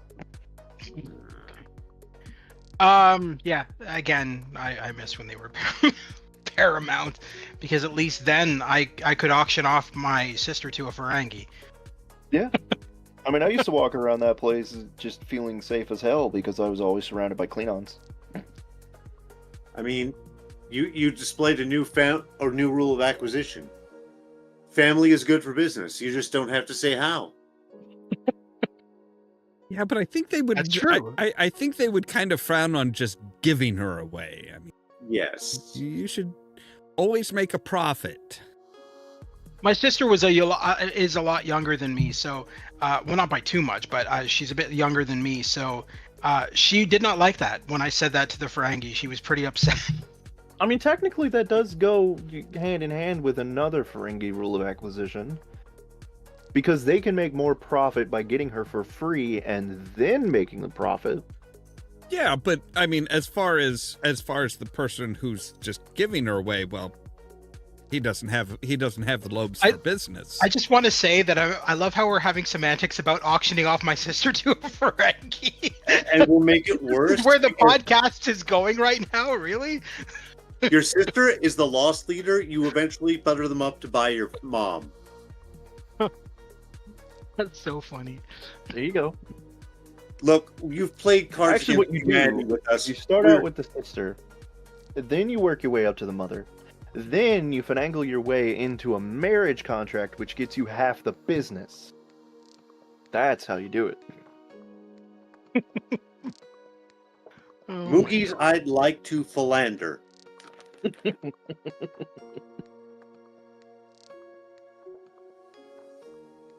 We can make this so much worse.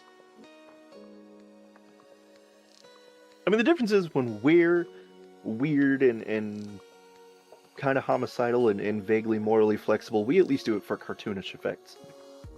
True. As a guy who plays a Sith whose war cry is, I am the Sithiest Sith who ever did Sith, I have to agree with this. I mean, why not? When I was playing Assassin's Creed Black Flag, I just made Drunken Sailor my murder song. To the point where even if it just randomly came on the soundtrack, if I just hit Shanty and got Drunken Sailor, I would immediately go and find either a settlement or a ship to just drown and murder everybody. Assassin's Creed with soundtrack by Ailstorm.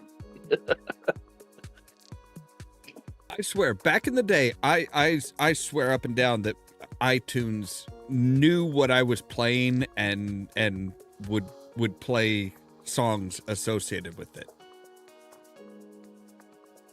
I just had my iTunes going because I wanted my own music and stuff. And when I was playing Vice, I think I was playing Vice City, and it was one of the missions where you're in the ice cream truck going around selling different types of treats. iTunes decided that at the start of the mission, it was going to switch to the next song, and it came up with Candyman. Oh my god. That's just perfect. And I'm just like, this feels so wrong, but also kind of right. Yeah.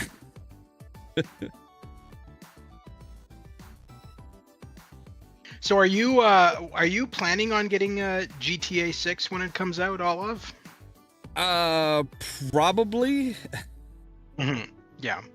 Depends. I doubt I will get it right away. It depends. It depends on how well they do. They decide to do things for the current market. Because one of the biggest problems with the GTA series in general is it's really hard to stream when you've got, when it's almost like forces you to play copyrighted music. Mm-hmm. Yeah. Now, if they put in a streamer mode where it's like, hey, we're only going to have songs that, we can pass the license on to the streamer and stuff like that. Cool, I'm all for it, but I doubt they will. I had to laugh earlier today because one of my internal "if I ever wrote a movies" actually came true. We found a movie called Killer's Game. Batista as an assassin. But they have a scene where he's in a club, and of course murder starts happening. And it always been one of my, cartoonish villain moments where I was like, if I ever had a scene where we're in a club, and we're just having mayhem and mass murder, blood, guts, gore, you have to set it to Culture Crew. It has to be. Sure enough, I started giggling because that club scene started happening, and then, what was it? Do You Really Want to Hurt Me starts popping up. Oh And god. I was like, God damn it, someone knew what I was doing. There was, back at the Neo on their Thursday night 80s night in Chicago, it used to be that anytime they put on the Culture Club and you heard that song, the whole club would immediately answer with, yes! I was like, it's a perfect song for a murder scene. I was like, it's just enough to where you've got the downbeat, but it's You still need to so watch- ridiculously out of place. You need to watch the movie Totally Killer. I do. Yes, you do. It is about a teenager from the modern era. It's sent back to the 80s. Yes. And it is. See, I may not it is a keep horror up film. on the movies a lot, but I do keep up on the kill counts. It is horror comedy, so Yeah. you can tell it is not high budget, but at the same time, they did so well with it. You remember seeing that movie with Robin Williams, 1 Hour Photo? Didn't watch I it. watched that exactly once in my life. I actually have it on DVD. I didn't mind it. I thought it was unique. It was different. It was weird. That's for sure. What was that Definitely other one he did? Freaking weird. He didn't- did another one. I don't remember the name of it. I didn't ever watch it, but I had someone come up to me after they saw it and say, "What do you mean develop film? What is this? I mean, didn't they have phones?" I had to explain life before smartphones. It's like, shouldn't your parents have done this? Yeah, he And then- did Yeah. another one. And I felt like the difference between the two is when he did 1 Hour Photo, he was just starting out, but the performance was pretty decent. But the other one, Whoa, no. When he did 1 hour, what do you one. mean? What do you mean just starting out? What do you mean by that? to that genre. He Oh, was of playing against horror. type. Of horror. Yeah, I Yeah. thought you meant just starting out as an actor. I'm like, no. No. I always count, if someone flips genres, that's they're just starting out in this genre. Gotcha. Yeah, no, that makes sense. Yeah, no, probably. I mean, it was a really weird role. I mean, he was literally basically a serial killer that was stalking people based off of their photos getting developed. It's just very odd. Yeah. Like I said, one of the movies was great because he found the beat and he went with it. The other one, it always felt like he was trying too hard. Like he wasn't comfortable with the role yet. You're talking about I- 1 hour photo when you say that, right? think it was 1 hour photo was the one I was like, yeah, this doesn't feel like he's comfortable here. Like he doesn't know what he wants to do with the role. Mm-hmm. No, I feel like you're right. Yeah. It just you felt told like me- he felt very awkward in it for sure. If you told me Robin Williams was doing horror before 1 hour photo, I would have thought it was either going to be a remake of Deliverance or Mork and Mindy special edition. oh god, Just killed Mindy. If you told me he's doing horror before that, I would have thought like a campy 80s slasher where he plays a comic relief character. and then turns out to be the killer. I mean, yeah, I could see that. And we do have Death to Smoochie. We know he can do that. Have you ever seen someone made a horror version trailer of Willy Wonka and the Chocolate Factory? Oh, I've my seen God, many with of those. Christopher Lloyd, right? Is that the one you're Yes. talking about? Oh, it's so good. Oh god, So why good. did they not make that film? I know. I Oh. would have been like, nope, sign me up. I don't even normally do horror, but I'm in on this. I'm here Oh, for it. Dude, Christopher Walken was so creepy in that too. Walken, I was talking Perfect. Christopher Lloyd. Christopher Lloyd, that's what I meant. Yeah, okay. Christopher Christopher Walken Lloyd. playing Willy Wonka would definitely be a comedy. Yes. Oh yeah, Christopher Walken would. Christopher Lloyd was like midway between his Taxi performance and his Judge Doom from Roger Rabbit. It felt like Judge Doom, but more psychotic for sure. That's why I he mean- was leeching off his Taxi performance when he was there with Danny DeVito. Yeah, I mean, Christopher Lloyd has always been a good villain because he's got that countenance. Because when he Remember- gets serious and creepy, like, you can see it's serious and creepy. Remember, he fought Captain Kirk as the Klingon captain in Star Trek 3. Mm-hmm. So Olav, the if you haven't seen it yet, that video that we're talking about is from College Humor, and so if you go to their YouTube channel, you can probably find it on there. It's like a mock trailer, and it's very professionally done, and it literally looks like an actual Hollywood horror movie with Christopher Lloyd as Willy Wonka. Christopher Lloyd's another one that got to the age where he's like, you know what? Side quests.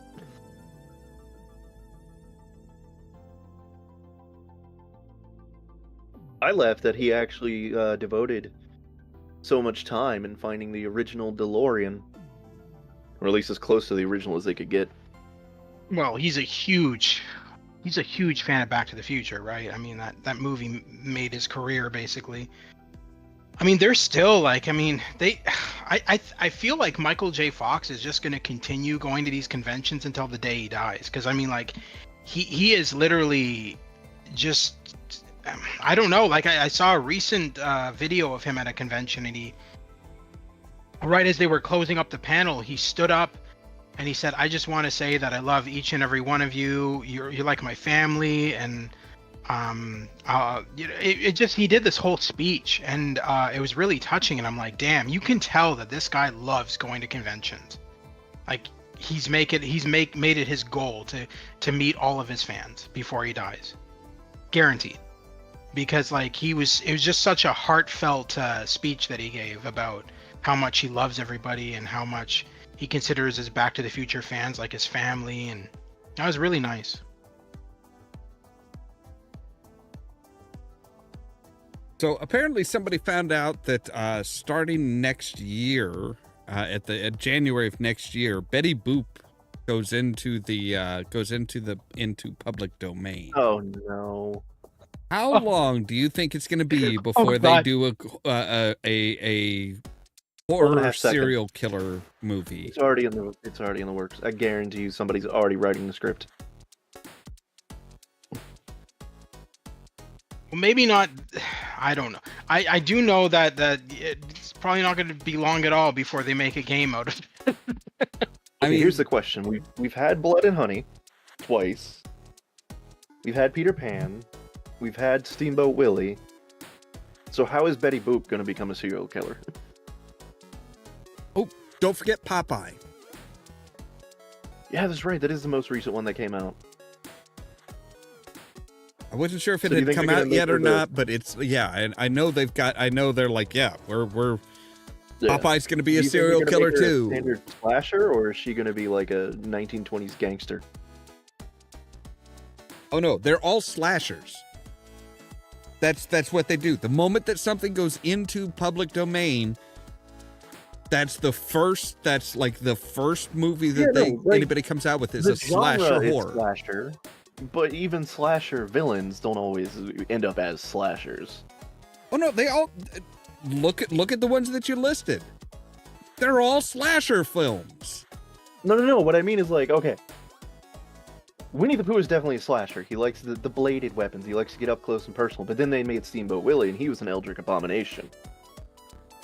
But it's not like it's not like that's gonna be a gangster. No, she's gonna be just she's gonna be a slasher blood and guts, blood and gore horror movie. That's the pipeline.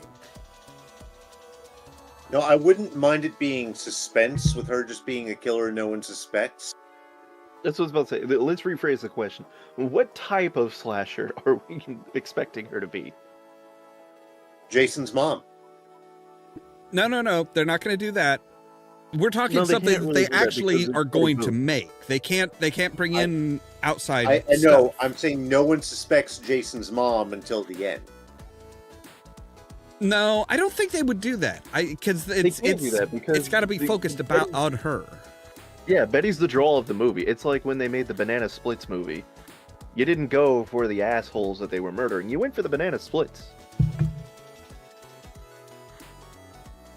So we're talking like maybe like a reverse Jack the Ripper? I could see that.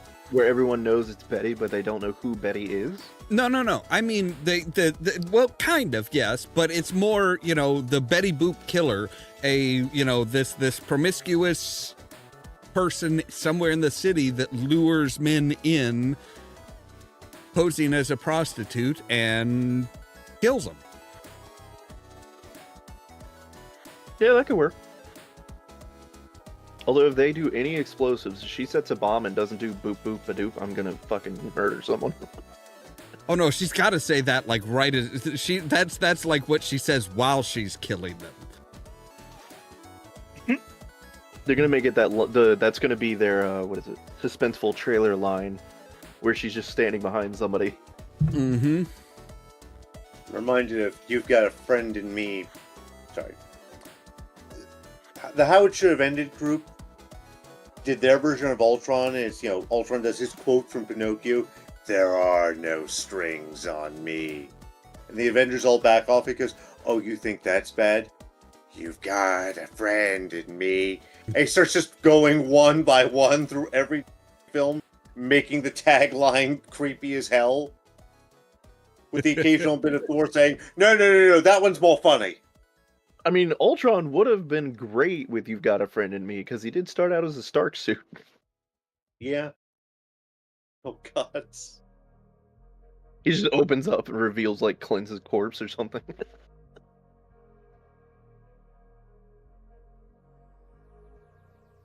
So have any of you been keeping up with the Fantastic Four trailers? No. Yeah. No. We showed the new one at my office this morning because everyone was interested.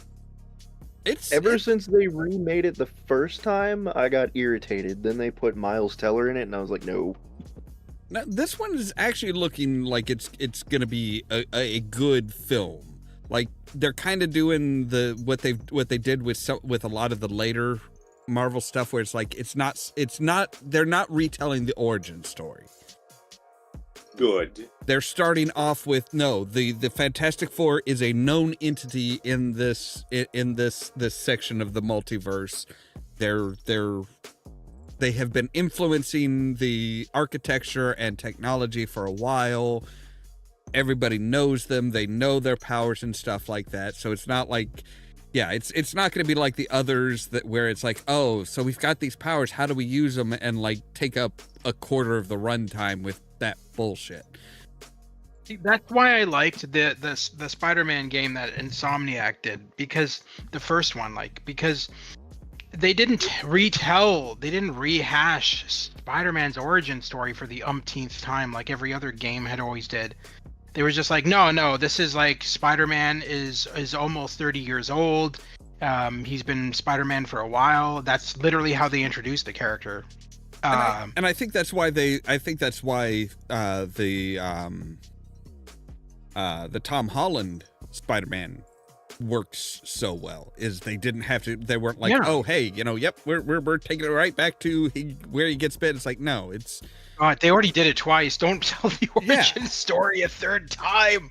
That's the problem I have with all with a lot of the Batman reboots and stuff, and all of that stuff, and the Superman stuff. It's like, you guys have told that story so many times, we don't need to see it again. We know the story. To be fair, 1989 tells the story in the background, kind of, but it starts with the Batman as an established figure. Yeah. Well, kind of. Yep. He's still, rumored. He's still a rumored. Right. Nobody really believes that he exists. But yeah, I think that's the way that they need to go with a lot of the superheroes. Is it's like, if we've seen their origin stories done more than once, you don't go into it again. What I don't understand, but the Batman 1989 story was very odd to me, though, because like, my understanding of it was that Joe Chill was the one who killed Bruce Wayne's parents, but in Tim Burton's movie they made it Jack, like Joker. Yeah, right. For years they wobbled on that. Also, it also didn't make any sense that they would get like, the flashback sequence has like a young Jack, but it's not Jack Nicholson. It's like some Swedish actor, and he even has a Swedish accent when he's talking, and I'm like, what? Could they not have found somebody who actually looks like and sounds like Jack Nicholson? What do they have, like some Swedish guy being like, "Have you ever danced with the devil in the pale moonlight?" And I'm like, secretly, it wasn't not Jack. like Jack. It was Bill Skarsgård. What? So secretly, it wasn't Jack. It was actually Bill Skarsgård that killed Bruce's parents. I mean, we've seen altered origins. I mean, look at. We all saw X-Men First Class, right? Unfortunately. Yeah. Okay, I had problems with the film too, but in that film, Xavier gets paralyzed by a combination of actions between Moira and Magneto. And he's just caught in the crossfire. In the comics, Xavier got paralyzed by Shadow King, who literally dropped a building on him. Well, I mean, they had to do it they had to find some way of paralyzing him, and with the story that they were going with, it kind of works. It's not comic book accurate, but they would have had to have introduced a whole nother villain into it, and it's like, at that point, it's like, there's enough shit going on. I wouldn't have done it in the first movie personally, but like the first movie of them going back with McAvoy as Xavier, Fassbender as Magneto. But I mean, we're also talking about the same, the same movie where he makes a crack about going bald early because of all the stress. Yeah. So here's a question. If they make a Batman but not Bruce Wayne movie, and they're actually going to pass the cowl off, which Batman do you want to see? Harvey Dent. No, that happened in the comics. No, yeah, I know. We've got Harvey, we've got Thomas, we've got Azrael, we have Dick and Jason and God knows who else. We have Cassandra every now and then. So wait, what was the question? If they make a Batman movie that isn't Bruce as Batman, but rather one of the other Batmen that have run around, which Batman do you want to see? Well, I swear I heard somewhere.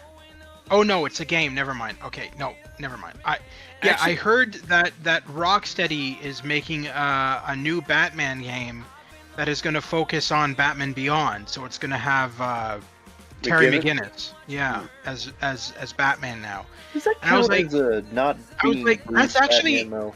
That's actually really Yeah. interesting to me because I was thinking all along, I'm like, because they announced another Batman game, I'm like, wait a minute, how are you going to make another Batman game? You literally killed Batman. You literally killed Bruce Wayne in Batman Gotham Knight. had him Batman kill Arkham himself. Origins too. What? Arkham Origins? Also, they did literally kill him directly after he was resurrected by a Lazarus pit, anyways. True. But so they killed him many times because, like, then again, in Suicide Squad, Kill the Justice League, they killed him off again, and I'm like, how many times are you gonna kill off fucking Bruce Wayne? Like, it's crazy. And that is the same continuity as Arkham, yes. And then after they did all that, they announced that they're doing a new Batman game, and I'm like, what? They'll relaunch the continuity. I was so confused because at that point there was no context as to what Batman it would be. So I was thinking, Bruce Wayne's alive again after you killed him 3 times? I don't understand what you're doing.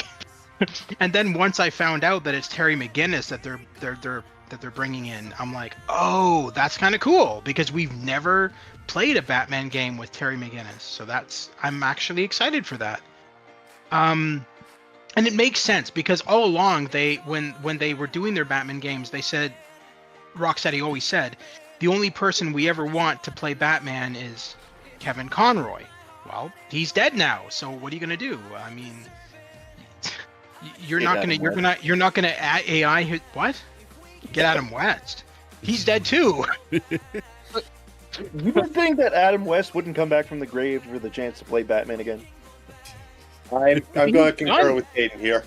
He's actually done several video games, Adam West, and he was actually really good in them, aside from, being so over the top like he was in 60s Batman. It seems like whenever he's in front of a mic or a camera, he feels the need to overact. I mean, that's his style. That's what he's known for, and people love him for it.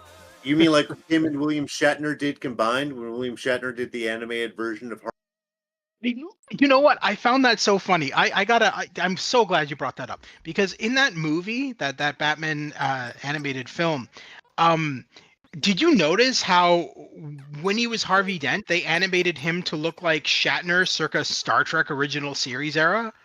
Yeah. I was like, I loved that so much. I was like, dude, that's so brilliant because Batman is set in the 60s. So they literally animated Shatner to look like he did in the 60s. I was like, dude, they were almost brilliant. The same years, 66 to 69 for both. Yeah, I just thought that was so friggin' brilliant because they could have just made him look like anything, but they totally made him look like fucking Captain Kirk when he played Harvey Dent. He was just in a suit and tie, but it was totally Captain Kirk. Okay. I need to run to the bathroom, so I'll be right back. I need to get a drink, so same. Yeah, I need to run too. Do we just want to... Well, let's just put the elevator music on. Looks like you get to carry the stream there, gamers. Oh, great.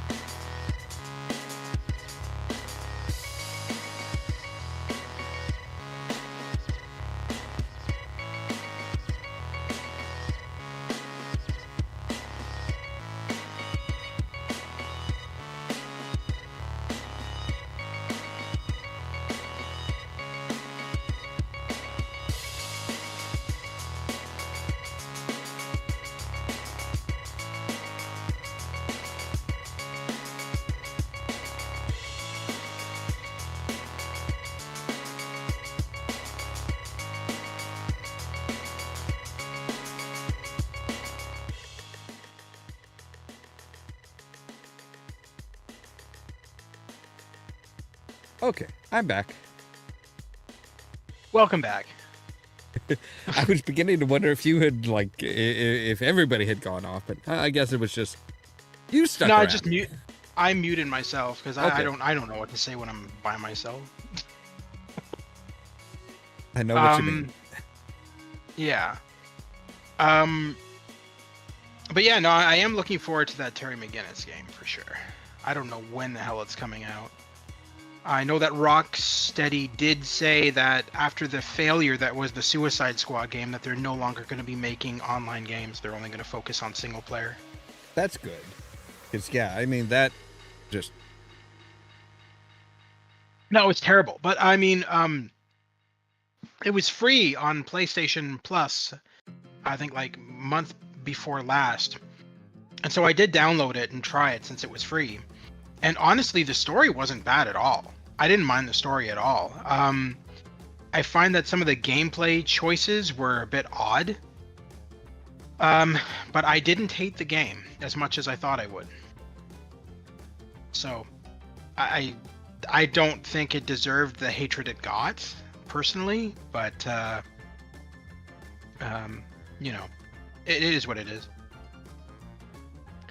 And the voice cast was good. The voice cast was really good in it too. I was thinking that they were just using like random no-name voice actors, but no, they had like Tara Strong as Harley Quinn, you know, the regular people who voice the characters. So it was good. It wasn't too bad. And it was also Kevin Conroy's final appearance as Batman as well.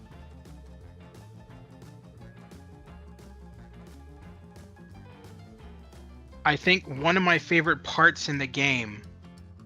Are you still there, Olaf? Yeah, I'm still here. Okay.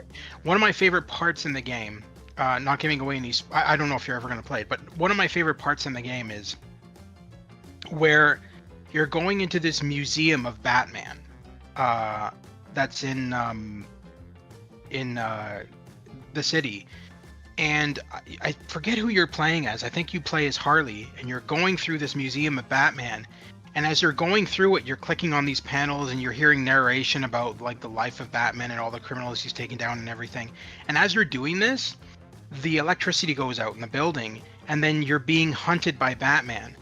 And he's like way on top, and he's like they turn it into like a horror game, this entire segment, because like you're constantly on edge because Batman is swooping down trying to kill you from the rafters and stuff like that, because that's where he's staying. And so you have to make your way to the exit before he takes you down. And dude, I remember going through that the first time and my heart was just racing, and I was like, dude, that is the first time I've ever felt scared playing a Batman game. Because you're getting it from the perspective of the criminal as opposed to of Batman. Because when you're playing as Batman taking down the criminals, I mean, that's, you know, there's nothing scary about that. But I mean, from the criminal's point of view, that was just so cool to see how different it's viewed, right? Because it's all dark and it's all horror and it's all like, yeah, it was so well done. Wasn't that he was like, because I've seen some bits and pieces of it. Wasn't that where Batman decides to like use the Scarecrow's fear toxin? No, so in Suicide Squad, they're controlled by what's his name? Yeah, they're controlled by Brainiac. Brainiac, yeah, and they're being manipulated by Brainiac, and. But I thought it was. That's why... I thought with Batman's it was the horror because he was like he gave in, you know, because he was controlled by Brainiac. He's like, hey, you know, I do know the chemical compound for the fear toxin.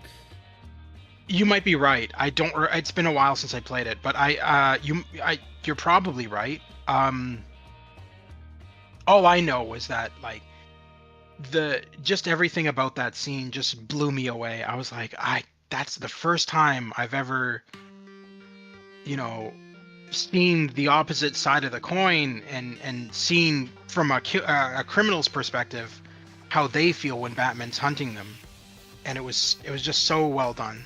I that was my favorite scene in the entire game, and I love it. It was, yeah, it blew me away. It really did, because I wasn't expecting it, I think. And of course, Mark Hamill is now retired as Joker, which I think is, I understand his reasoning for doing it. He said it's because he sees no reason in voicing Joker now that his best friend is dead, meaning Kevin Conroy, because I guess they were really close. I guess they were really close in real life. Yeah, because he was like, hey, I was that person's Joker. Whoever they get to do Batman next should have their own Joker. Well, that's I get what you're saying, but that's not how he worded it at all. He worded it that my best friend is dead. I see no reason for me to continue, was literally what he said. And I thought that was kind of weird. I'm like, not even for the fans? Like, you're just kind of like hanging up the towel? I just thought that was kind of odd to me, but yeah, I saw one quote where it was basically kind of like, hey, I was always the Joker to that Batman. That Batman isn't here anymore, so yeah, that makes sense. Year run.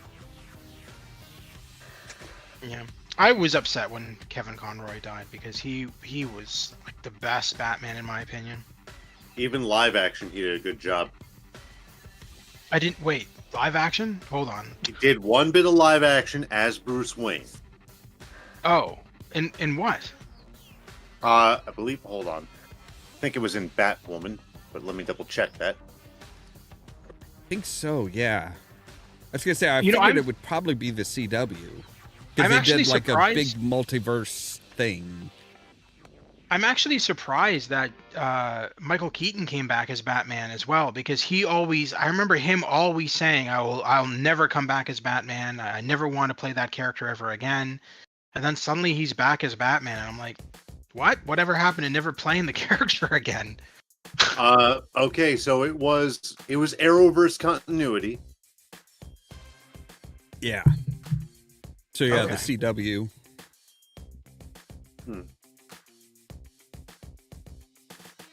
Yeah, the clips are easily found online. It's a very different Batman in a way. Well, like I said, I know they did like the big multiverse thing at one point where like they went and visited various different Supermans over the years, and even brought back they even brought back the actual 1990 version of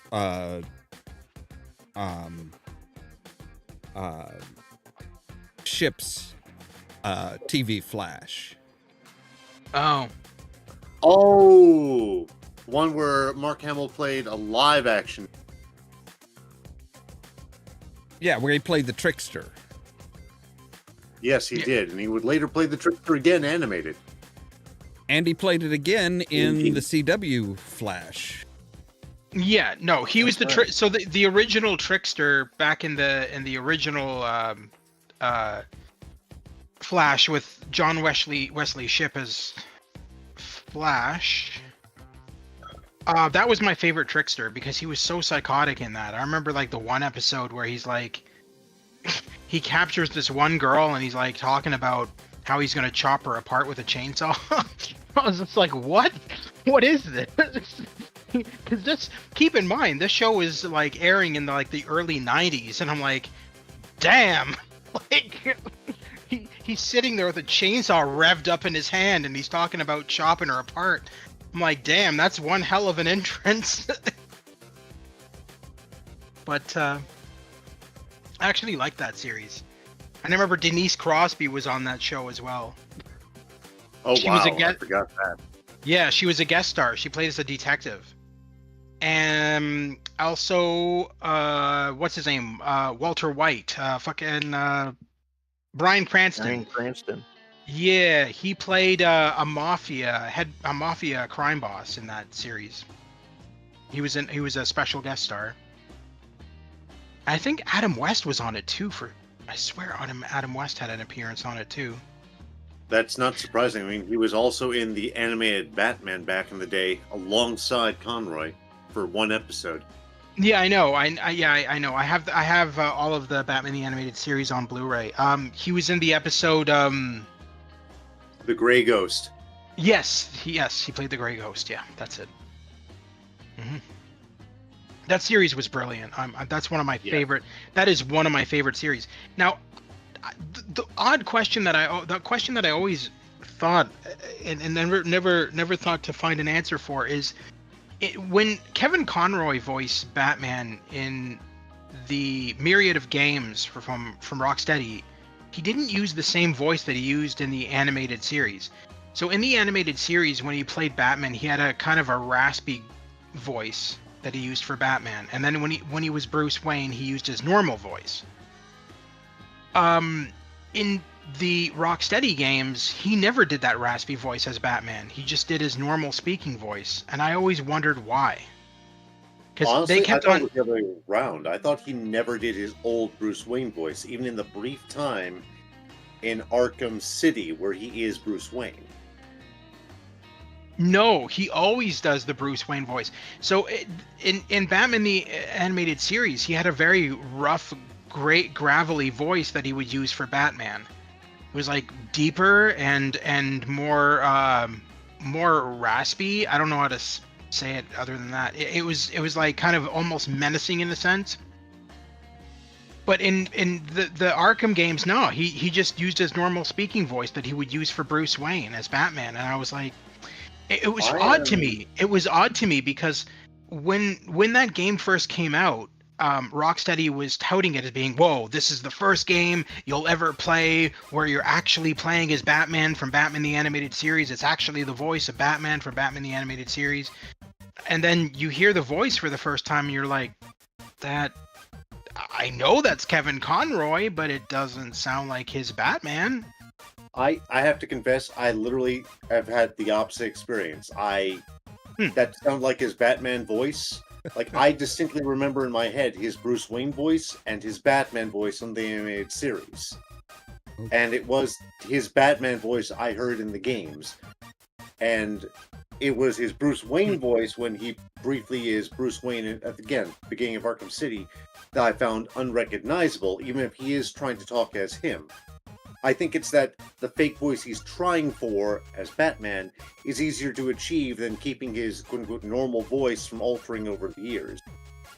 Well, that's, I think you're right. I think what I'm failing to understand is that he's aged. Because when he did the Batman Arkham games, he was a lot older, and that would make sense because when he was in Batman the Animated Series, he was really young. So, yeah, that makes sense, actually. I never really thought of it like that. It's Alan Oppenheimer, who played Skeletor in the original Masters of the Universe. When he came back for the continuation, he said, okay, I did a brief 10-minute episode of He-Man a few years ago on Amazon, etc. I can't do that nasally voice for the extended amount of time you need it for all these flashbacks and such. What happened? He got older. It's just, he can do it for short periods, but it's eventually going to weigh on him. Like, it's going to rasp up. Like, he did that in the 80s, no problem. I know, but I'm saying, how did they work around that in that... They didn't. They got Mark Hamill to play Skeletor. Oh, I see. Okay. They then instead, Oppenheimer, whose voice has changed, played Mossman. Wasn't Alan Oppenheimer also the creator of He-Man? I swear he was. I don't believe he was. Or head writer or something. I swear he was heavily involved in something else other than just voice work. J. Michael Straczynski of Babylon 5 fame was a repeated writer for He-Man. I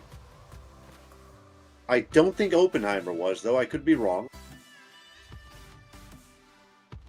I remember having the He-Man and the Masters of the Universe box set a while back. I don't have it anymore.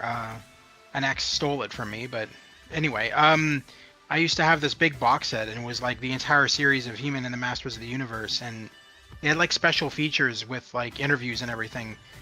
And I swear Alan Oppenheimer said that he wrote a lot of that series. as well as he did the voice of He-Man and Orko, if I remember correctly. He did Or not. not He-Man, not He-Man. Skeletor and Orko is what I mean. I don't know that he did Orko. I do know that he probably did play other roles, and a lot of the people on that show were doing double duty. The guy who played He-Man / Prince Adam. He did Stinkor as well, if you can believe it. From what it says here, he did Skeletor, Cringer, Battle-Cat, Man-at-Arms, Merman, and Roboto. Oh, God. Battle-Cat talked? Oh, yeah, Yeah. he did. Yeah. Yeah, he did. It would be He was low and Cringer. rowdy, but he would do it occasionally. Yeah. Battle-Cat also did talk.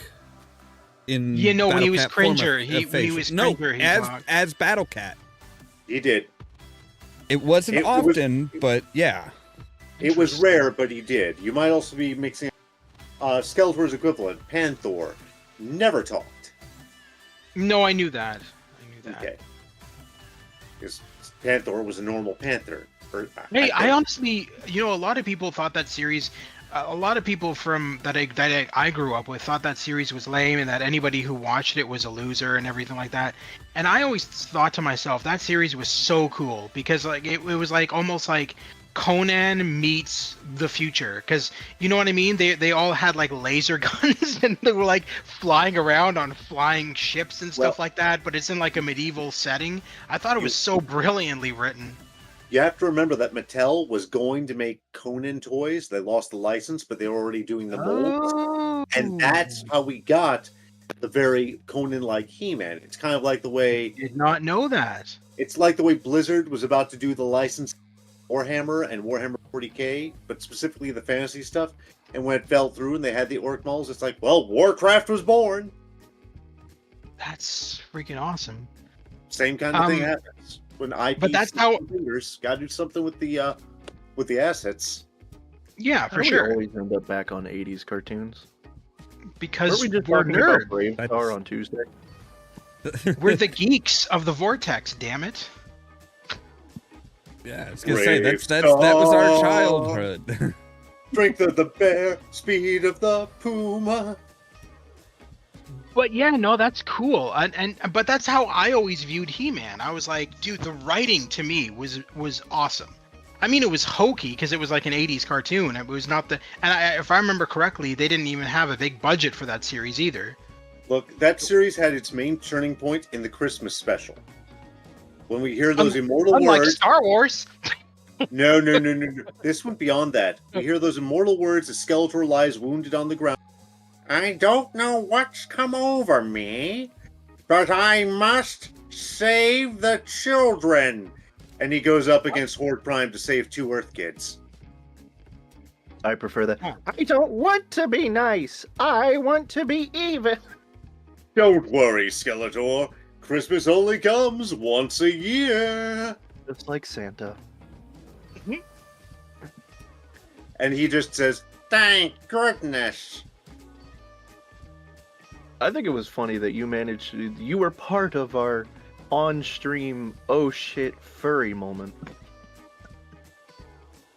Wait, I was or someone else? You were. What was our oh shit furry moment? Remember when we were talking about Brave Star, he was saying he'd never heard of 3030? Oh, okay, now I remember. Yeah, so I sent him a picture of 3030, and it was the tone of voice when he just looked at it, he's like, oh. I was like, oh, I know that oh. I was like, that's not an oh, that's an interesting design. That's a 3030 was the horse, right? Yeah, 3030 was the horse. Yeah. Okay, yeah. I used to watch Brave Star as a kid. I used to have the action figures. But no, it was that tone of voice with the O of the oh. I have just realized. You something didn't about show myself. him 3030 porn, did you? I was like, I could go into a whole world of this, but I was like, nah, I'm just gonna send you a I was picture. like, of 3030 you and leave it know. there. Is it just going to be 3030 singing the Mr. Ed theme as he pumps away at someone? I'm assuming yes.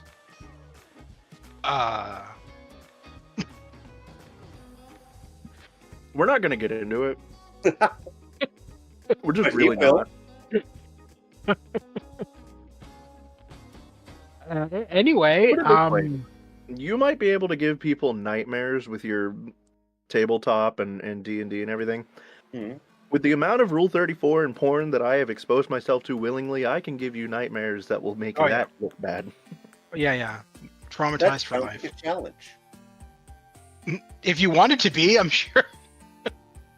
I'll remind you all, I You already If I value had your- my original hard drive, that would not be a challenge, because if you had challenged me then, I had 50, and this is not an exaggeration, 58.6 gigs There of you just go. Rule 34 of the worst shit I could find. Specifically so, when people are like, well, I am going to challenge you. I could just drop that shit on them. I was going to say, Unfortunately, it erased itself. Rasclin, do you not value your sanity that much? I read Metamorphosis. I can do your work. What have you found that was worse than Metamorphosis? And don't say the Snowflame comic, I loved that. Found worse than that. I mean, Okay. shit, just as an intro, are you familiar with the Zootopia abortion comic? I'm familiar with Zootopia porn, not Zootopia abortion. What is it like? They have to do 15 at once per womb? No. It's, Judy wants to get one because of her career and it was about to affect her life. Turns out Nick is so heavily pro-life, he beats the shit out of her. So it is like rereading Metamorphosis.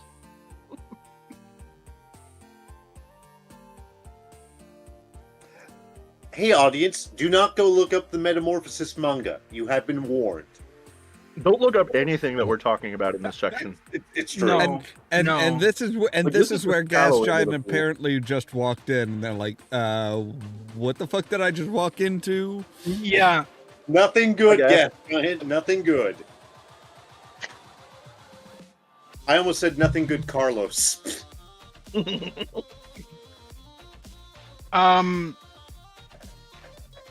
Yeah. walked into the portion that would make Carlos think twice. As they say, I'm just letting them just go on their way here. I got nothing to This is add to this. Probably the worst thing you could have done, Olaf. That you have nothing to add speaks well of your character, Olaf. That means that for once, you're the clean one here.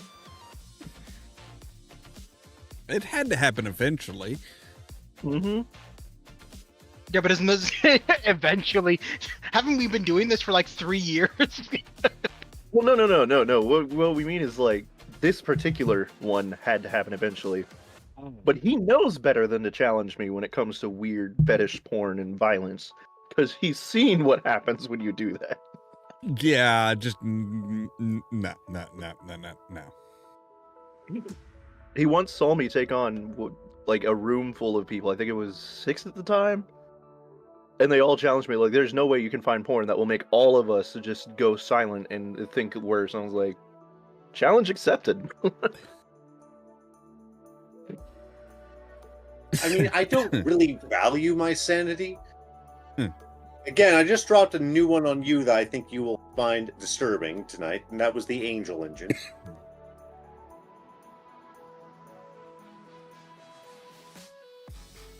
Like, it's not especially scary, but it is disturbing. If that makes sense. I mean, you're also talking to me, who watched D. Snyder's horror film and just sat there going, yeah, this is actually a fascinating look into the psychology of a serial killer. I mean, are we talking that opening scene where he chases them out into the lawn? Mm-mm. We're talking the, with the Spears of Shiva. Oh, yeah. Sorry, it's just the way that thing sets its atmosphere with that right out the bat. Yeah. I can't even remember what the name of the movie was. Strangeland. Thank you. Actually, I always found it funny. The social commentary on kids and the internet, because this was like the early internet back when we had to use IRC chat rooms. But just the fact that 2 teenage girls didn't understand the reference to Captain Howdy.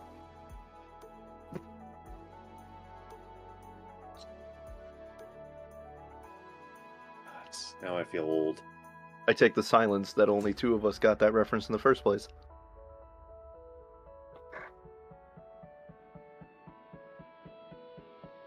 I'm just not gonna. I'm not gonna rise to it. I just nope.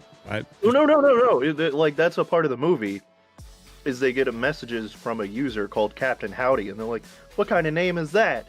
Oh, well, he seems fine. I was like, if I get a message from some asshole named Captain Howdy, I'm just not gonna reply. No exorcist shit in this room. My phone decided to die. But yeah, see, this is why I love hanging out with you guys, though, because I always learn new shit. Like, it's just really cool. I'm always getting educated. Less so by Caden, but more so by Olav and Rasclin. Listen, Like as an example about the Oh no, you can learn plenty from me. I just choose to be the disturbing one. I was gonna say you get educated by Caden. You just wish you hadn't. Yeah, that's what I mean. Yeah, but I'd see, because I didn't even know about that whole Conan thing that Rasclin was talking about how Mattel was originally going to make Conan toys, and they couldn't get the license, and so they did the He-Man stuff. That's so cool. I did not know that at all. That's awesome. That makes so much sense. I don't remember for certain if it went directly from Conan to He-Man, or if they went from Conan to their Black Star stuff, which was also a Filmation tie-in. If you remember Black Star. Wait, no, Black Star was Kenner, my bad. So it was Mattel with the Conan stuff. Okay. Also, Filmation also was responsible for Star Trek the Animated Series as well. Yeah, and that I actually have that series on Blu-ray, and that series was interesting. Because at that point, it was so weird because Gene Roddenberry had created, I think Star Trek the live action series lasted for 3 seasons.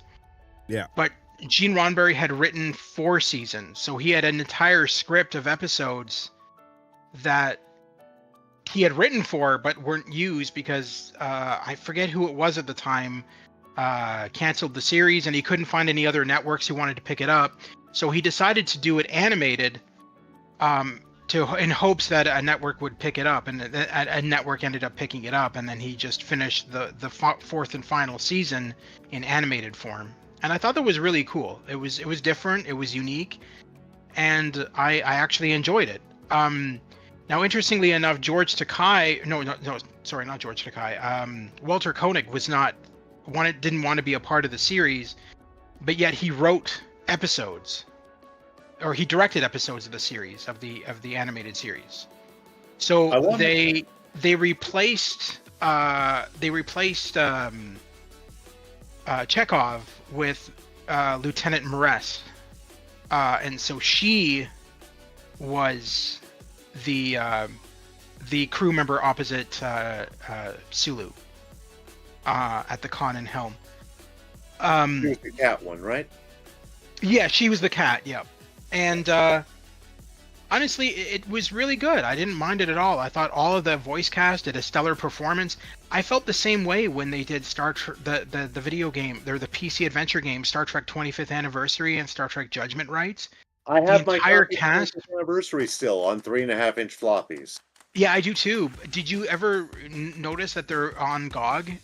The digital forms on CD-ROM, the CD-ROM versions, they're on GOG, and they're always dirt cheap. I played them so often though back then. I think I would just go back and see a Let's Play for things I'd missed rather than go through again, if that makes sense. It's just so much better.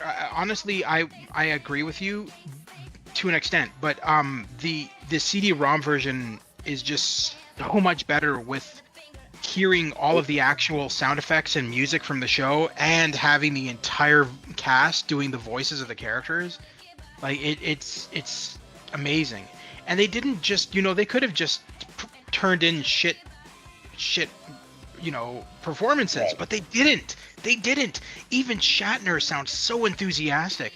And it was like, that's so weird for Shatner, because in later years, when he was asked to do, like, as an example, Star Trek 25th Anniversary, the FMV segments, he turned out a shit performance. It was like he didn't want to be there. You remember that with... Maybe they gave him drugs. With Star Trek V, he actually started writing. That was his movie. So he suddenly got Mhm. into it. What got him into it? I couldn't tell you.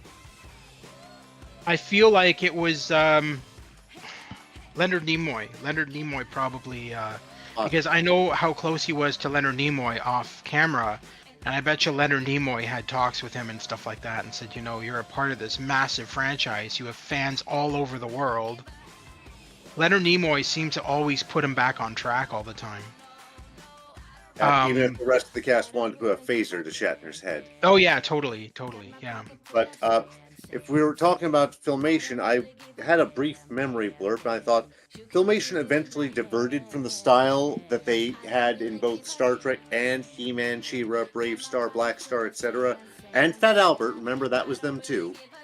And they put out a movie called Happily Ever After that deviates heavily from all the Filmation tropes. I never saw the thing. I don't think they lasted very long in that iteration we know them of after that. Happily Ever After was made in '89. Snow White film, basically.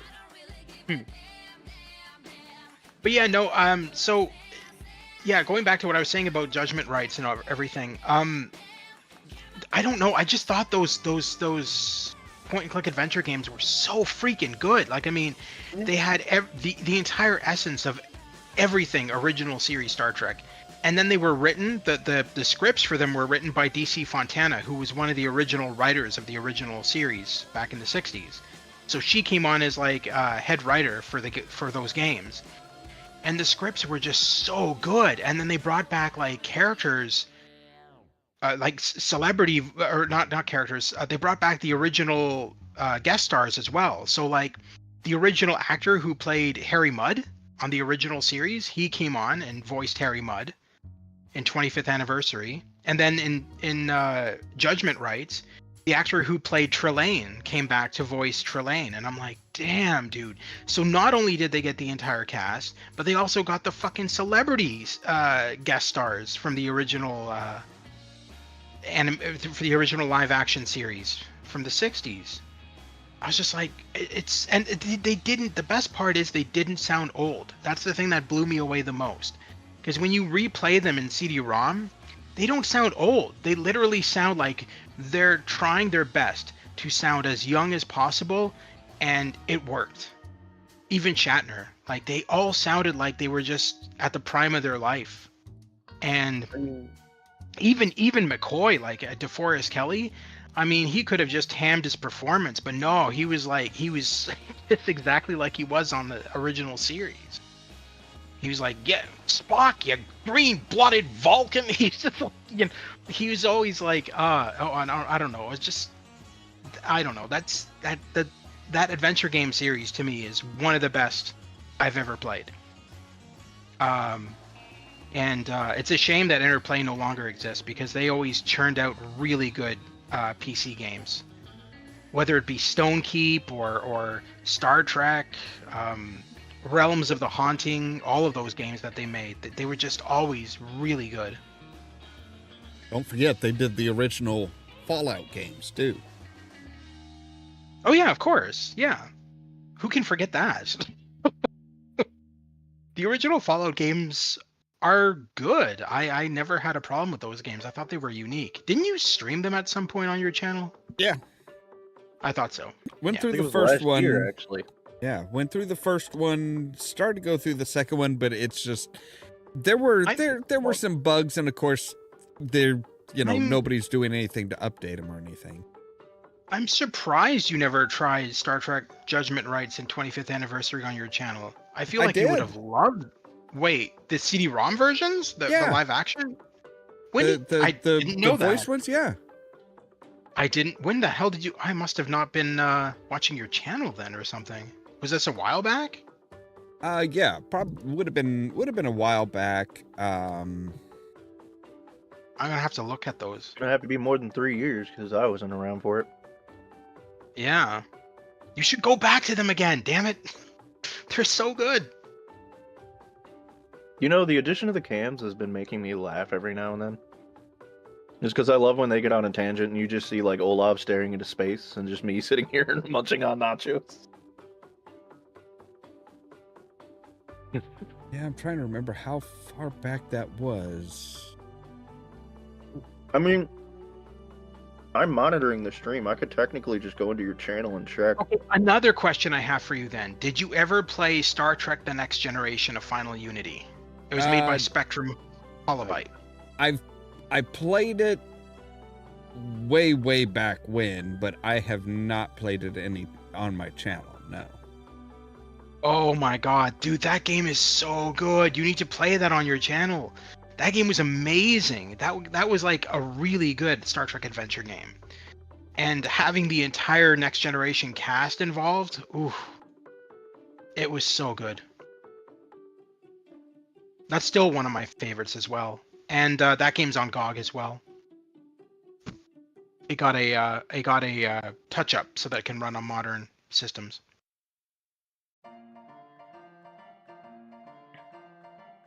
I still play those games all the time. Like I'm so guilty of buying so many games off of GOG and just vegging out on my childhood.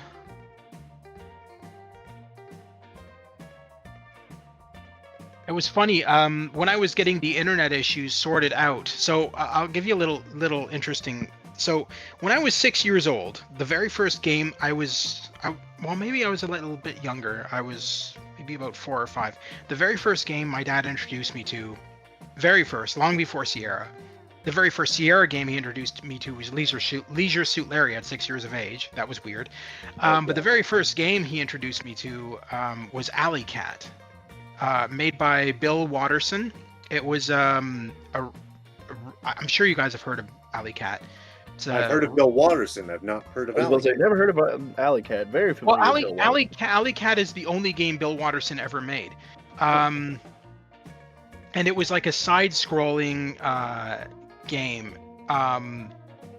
It's hard to even describe it, but you played as a cat, and you had to like go through like all these weird rooms in an apartment complex, and there was goals for every single room, and you had to, when you were outside of the apartment complex, you had to avoid getting attacked by a bulldog and stuff like that.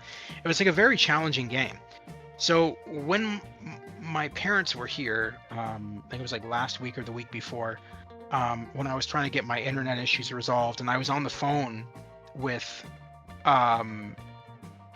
tech support, my dad went on my computer and I was like, oh, I got something you're gonna love. And he's like, oh, I'm not really into video games. And I said, oh yes you are. And then I pulled up Alley Cat, and because I found a copy of it that works on modern OSs, and it's the original game, the original, like 2 colors in the entire game. It's like teal and black and white or something like that. It's like has so little color in the game.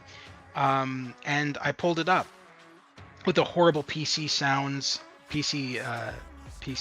and because this was before Sound Blaster and everything existed. So I pulled it up for him, and his eyes just lit up, and he's like, okay, I'm playing this. Okay, so yeah, the 25th anniversary edition I did 9 years ago, and then I got into Judgment Right about 8 years ago. Yeah, no wonder I've never seen it. Yeah, so I think it's time for a revisit, Mr. Constantly revisiting Cyberpunk. I only did that twice. Come on. Well, you only did Star Trek once, so time for a revisit, sir. Yeah, but there's... The obvious explanation is that he likes Cyberpunk more than he does Star Trek. Blasphemy. I would put in a vote for the original Bloodlines from 2004 myself, but... I would put in a vote for Hugo's House of Horrors. Oh, okay, you know what? Yeah, I'll second that one. Yeah. Yeah, I'll second that one. Wow, looking at this, yeah, just... This was way... Oh, yeah, just like, oh my god. What the hell was I even doing 9 years ago? Looking at furry porn. No? Are you sure? Actually, I think I was still trying to do YouTube 9 years ago. It's taking you this long? What do you... What? Hold on. What? Yeah, my I'm- channel was started in 2014. My channel was started in 2011, but it was never meant for. I used to do stupid skits with friends on my channel way back when. And my channel was originally never meant for just random people to stumble across and watch shit on. It was mainly a place where I would upload the videos me and my friends made so that they could rewatch them. And then You want to know why I you don't didn't- see any of those on my channel? Because I hid them all. Oh, I hid them all on mine too. I don't have that stuff still on my channel. God no. When I turned my channel into a gaming channel like 2 years ago, due to Olaf. So the whole reason I became a streamer was because I was inspired by both Olaf and Stu's Game Reviews, because I would watch their streams and I'm like, dude, why am I not doing this? Like I play video games constantly. Why am I not streaming shit? And so they inspired me, and so that's how I got onto changing my entire channel to live streaming video games, and then I just hit all my stupid skits. I always wanted to be like, Markiplier and Jack and Cinema Yeah. Snob and all them. It That's wasn't fair. until actually, I started doing videos, but they were all like really shitty edited, shot on a potato kind of shit. I didn't actually start live streaming until Olaf got me on Pirate Cell one night.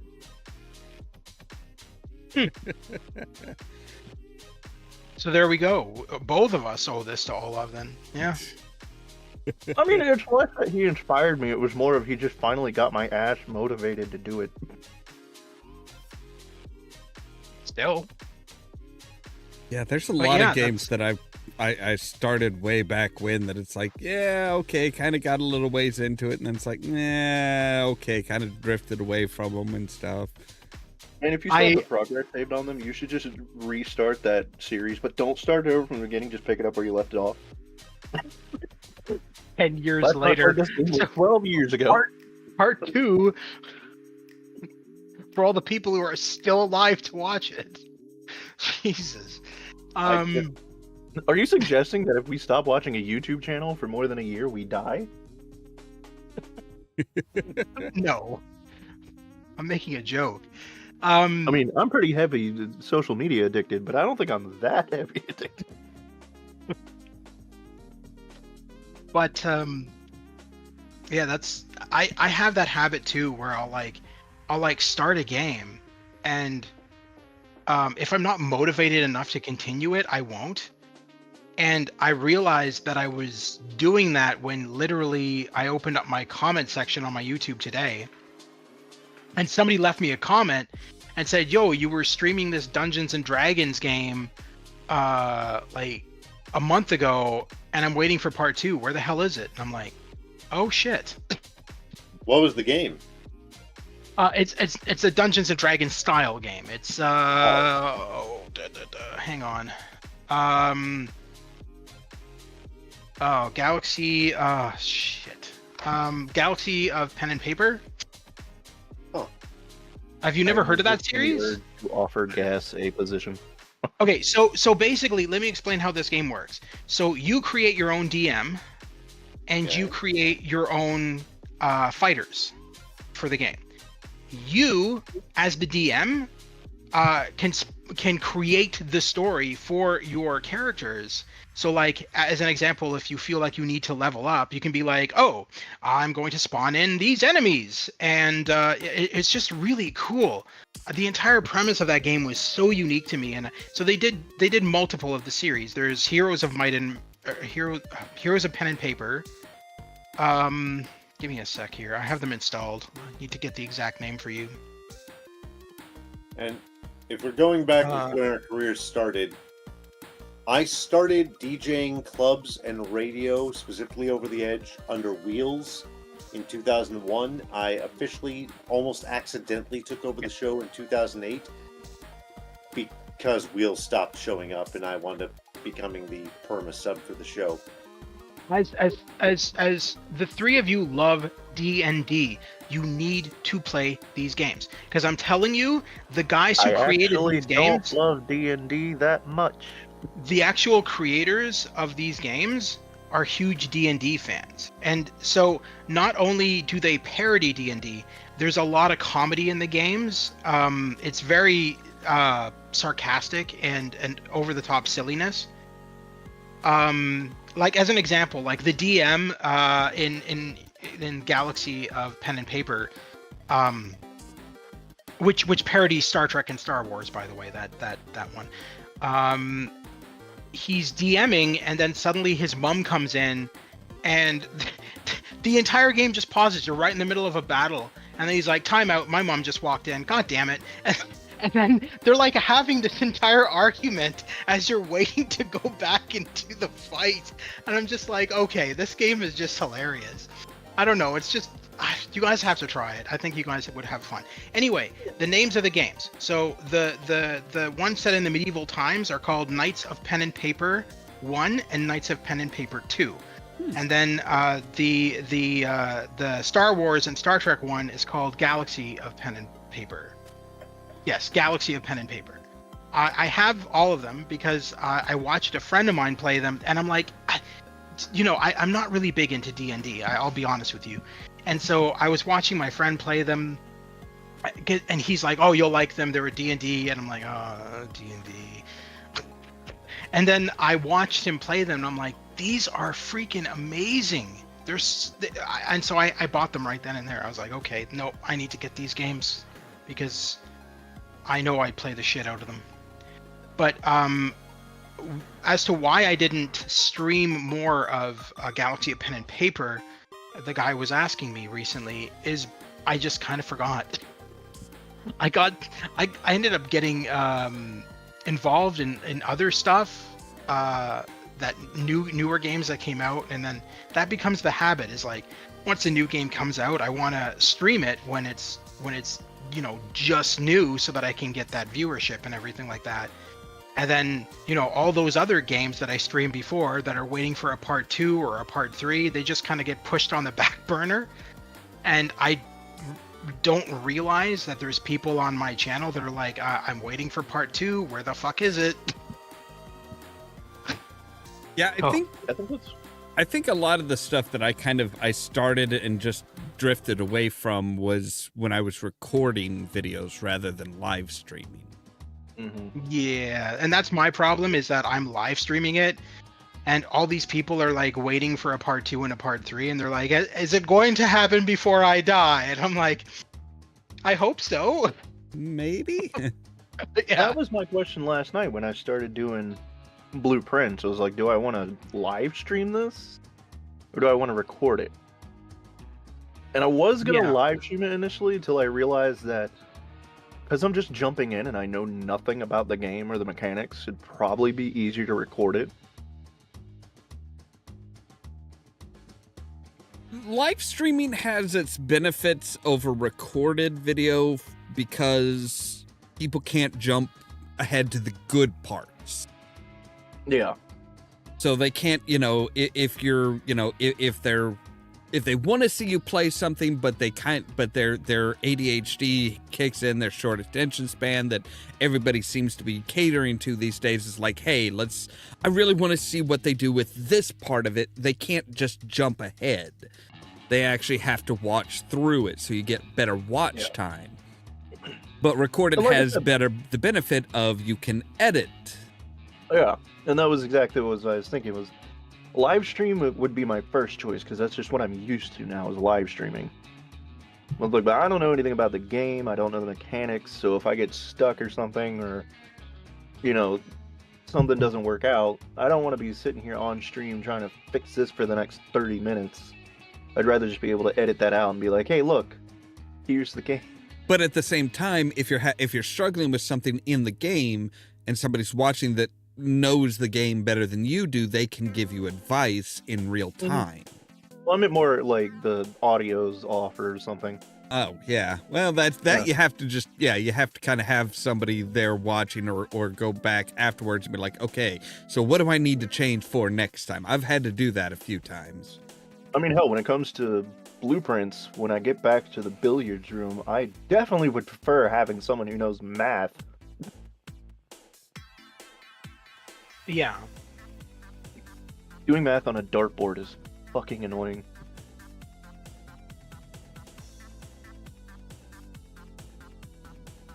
All right, we've been going for about 3 hours, and I am starting to damn. crash. So, No, you're good, man. You're good. What do you mean, oh damn? We used to do that all the time. Oh no, I remember when Olav and I, when he did the introduction thingy with me, I think we went for like 6 hours or something like that. yeah, And all we of did those was talk like about. all Yeah, of those wound up like way, way long. yeah, and all Well, I I mean, did that's- was just yammer That's on why I about. like doing this, is because when we get into a groove, we kind of lose track of time, and we have fun with it. Yeah, no, totally. It's oh, no, I love it. No, No, I would be a part of these more, except I've been having so much issues with my internet since I moved here. You and always it's- have an excuse. No, but seriously though, dude, that's why I stopped streaming for a while on my channel. I just couldn't. Like, the worst was, like I said, when I lost internet, like in the middle of a live stream. I was like streaming Indiana Jones and the Great Circle on PS5 because it had just come out for PS5 last week. And they had updated all the graphics and visuals, and so I wanted to stream it on my channel. I was streaming for like maybe a half an hour when my internet just went down. And it never came back up. And I was without internet for like a week and a half almost, and now it's finally resolved. But I literally said to the guys at tech support, I said, dude, if this happens again, I'm switching providers because this is just too much. And I told them, like, I'm a live streamer. I can't just have the internet go down for a week at a time. Anyway. All right, so you guys want to say your good nights? Yeah, sure. Have a good night, everybody. Happy Easter. Hope you enjoy it with your family and loved ones. And we'll see you next week for more madness at Pirates of the Geek Vortex. All right, Caden, you want to do yours? Before I go into it, has anyone heard about next week? Do we know if Julie's still running our leverage game? As far as I know. Yeah, I think she's still on for Tuesday. Okay. And I will, of course, be gone next week from here, but... Okay. That's what I was wondering about, is because you're going to be gone, so I think we might just pause next week. No, Okay. no, no. What? I'll No. be here too. He'll be here Hmm? Tuesday. He's not going to be here next Friday. I was Exactly. thinking of pausing Tuesday anyways. Well, I mean, if we've got everybody and we've got another if she's ready with another Yeah. leverage We'll thing. see. What do you we'll see how we guys feel closer to it? what do you guys play on Tuesday? It's D&D or No, we've been playing leverage over on my channel. oh, okay. I don't know what that is. Yeah, it's It's tabletop a role playing RPG about game. a TV show about a group of thieves who destroy other criminals. Interesting. Olav is our grifter who very rarely ever grifts. I'm the mastermind who doesn't mastermind shit. And Rasclin is our hacker who apparently is fucking Jesus. I am Look, I do already weird things. incredibly confused, but okay. I do So weird like things. we've run what, 3 campaigns already? Mm-hmm. Yeah, so like 2 out of our 3 runs, our thief has just been like, hey, let's let the hacker do this. And me and Olav are just like, so what the fuck do we do? Okay. Yeah, and Gas Giant is the party's man whore. Every So session, they find a basically new what person I'm to get the number of. basically what I'm getting from this is that Rasclin is basically Hacker Man from Kung Fury. Yes. Kind Yes. of, yeah. Okay. Okay. At one point, they actually, it wasn't the locks, but they actually asked him to hack something that was analog, and I was like, how the fuck are you getting that from a hacker? Because I actually have the traits to pull that on my sheet, is why we found out. See, The bigger thing is- question- I'm her. The thing is The you big- say that the grifter doesn't very rarely grifts or doesn't grift. I do. It's just you don't recognize them as grifts because I'm not doing it for financial gain. I am scamming them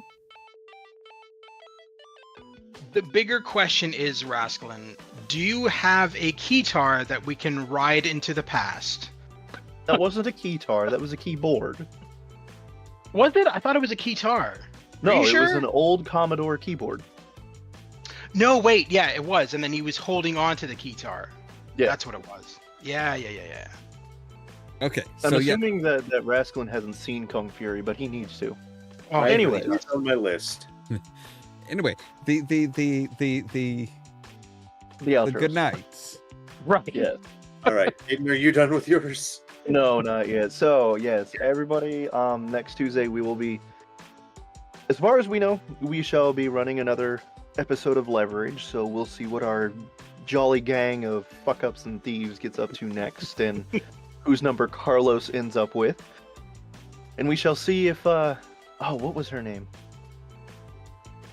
Oh, we'll see if Lorraine makes another surprise appearance. As sure as I And got then, Friday we'll have another Pirates, and Tuesday after that, I don't know if Howling will be on or not. I'm gonna have to check with Chrissy and them.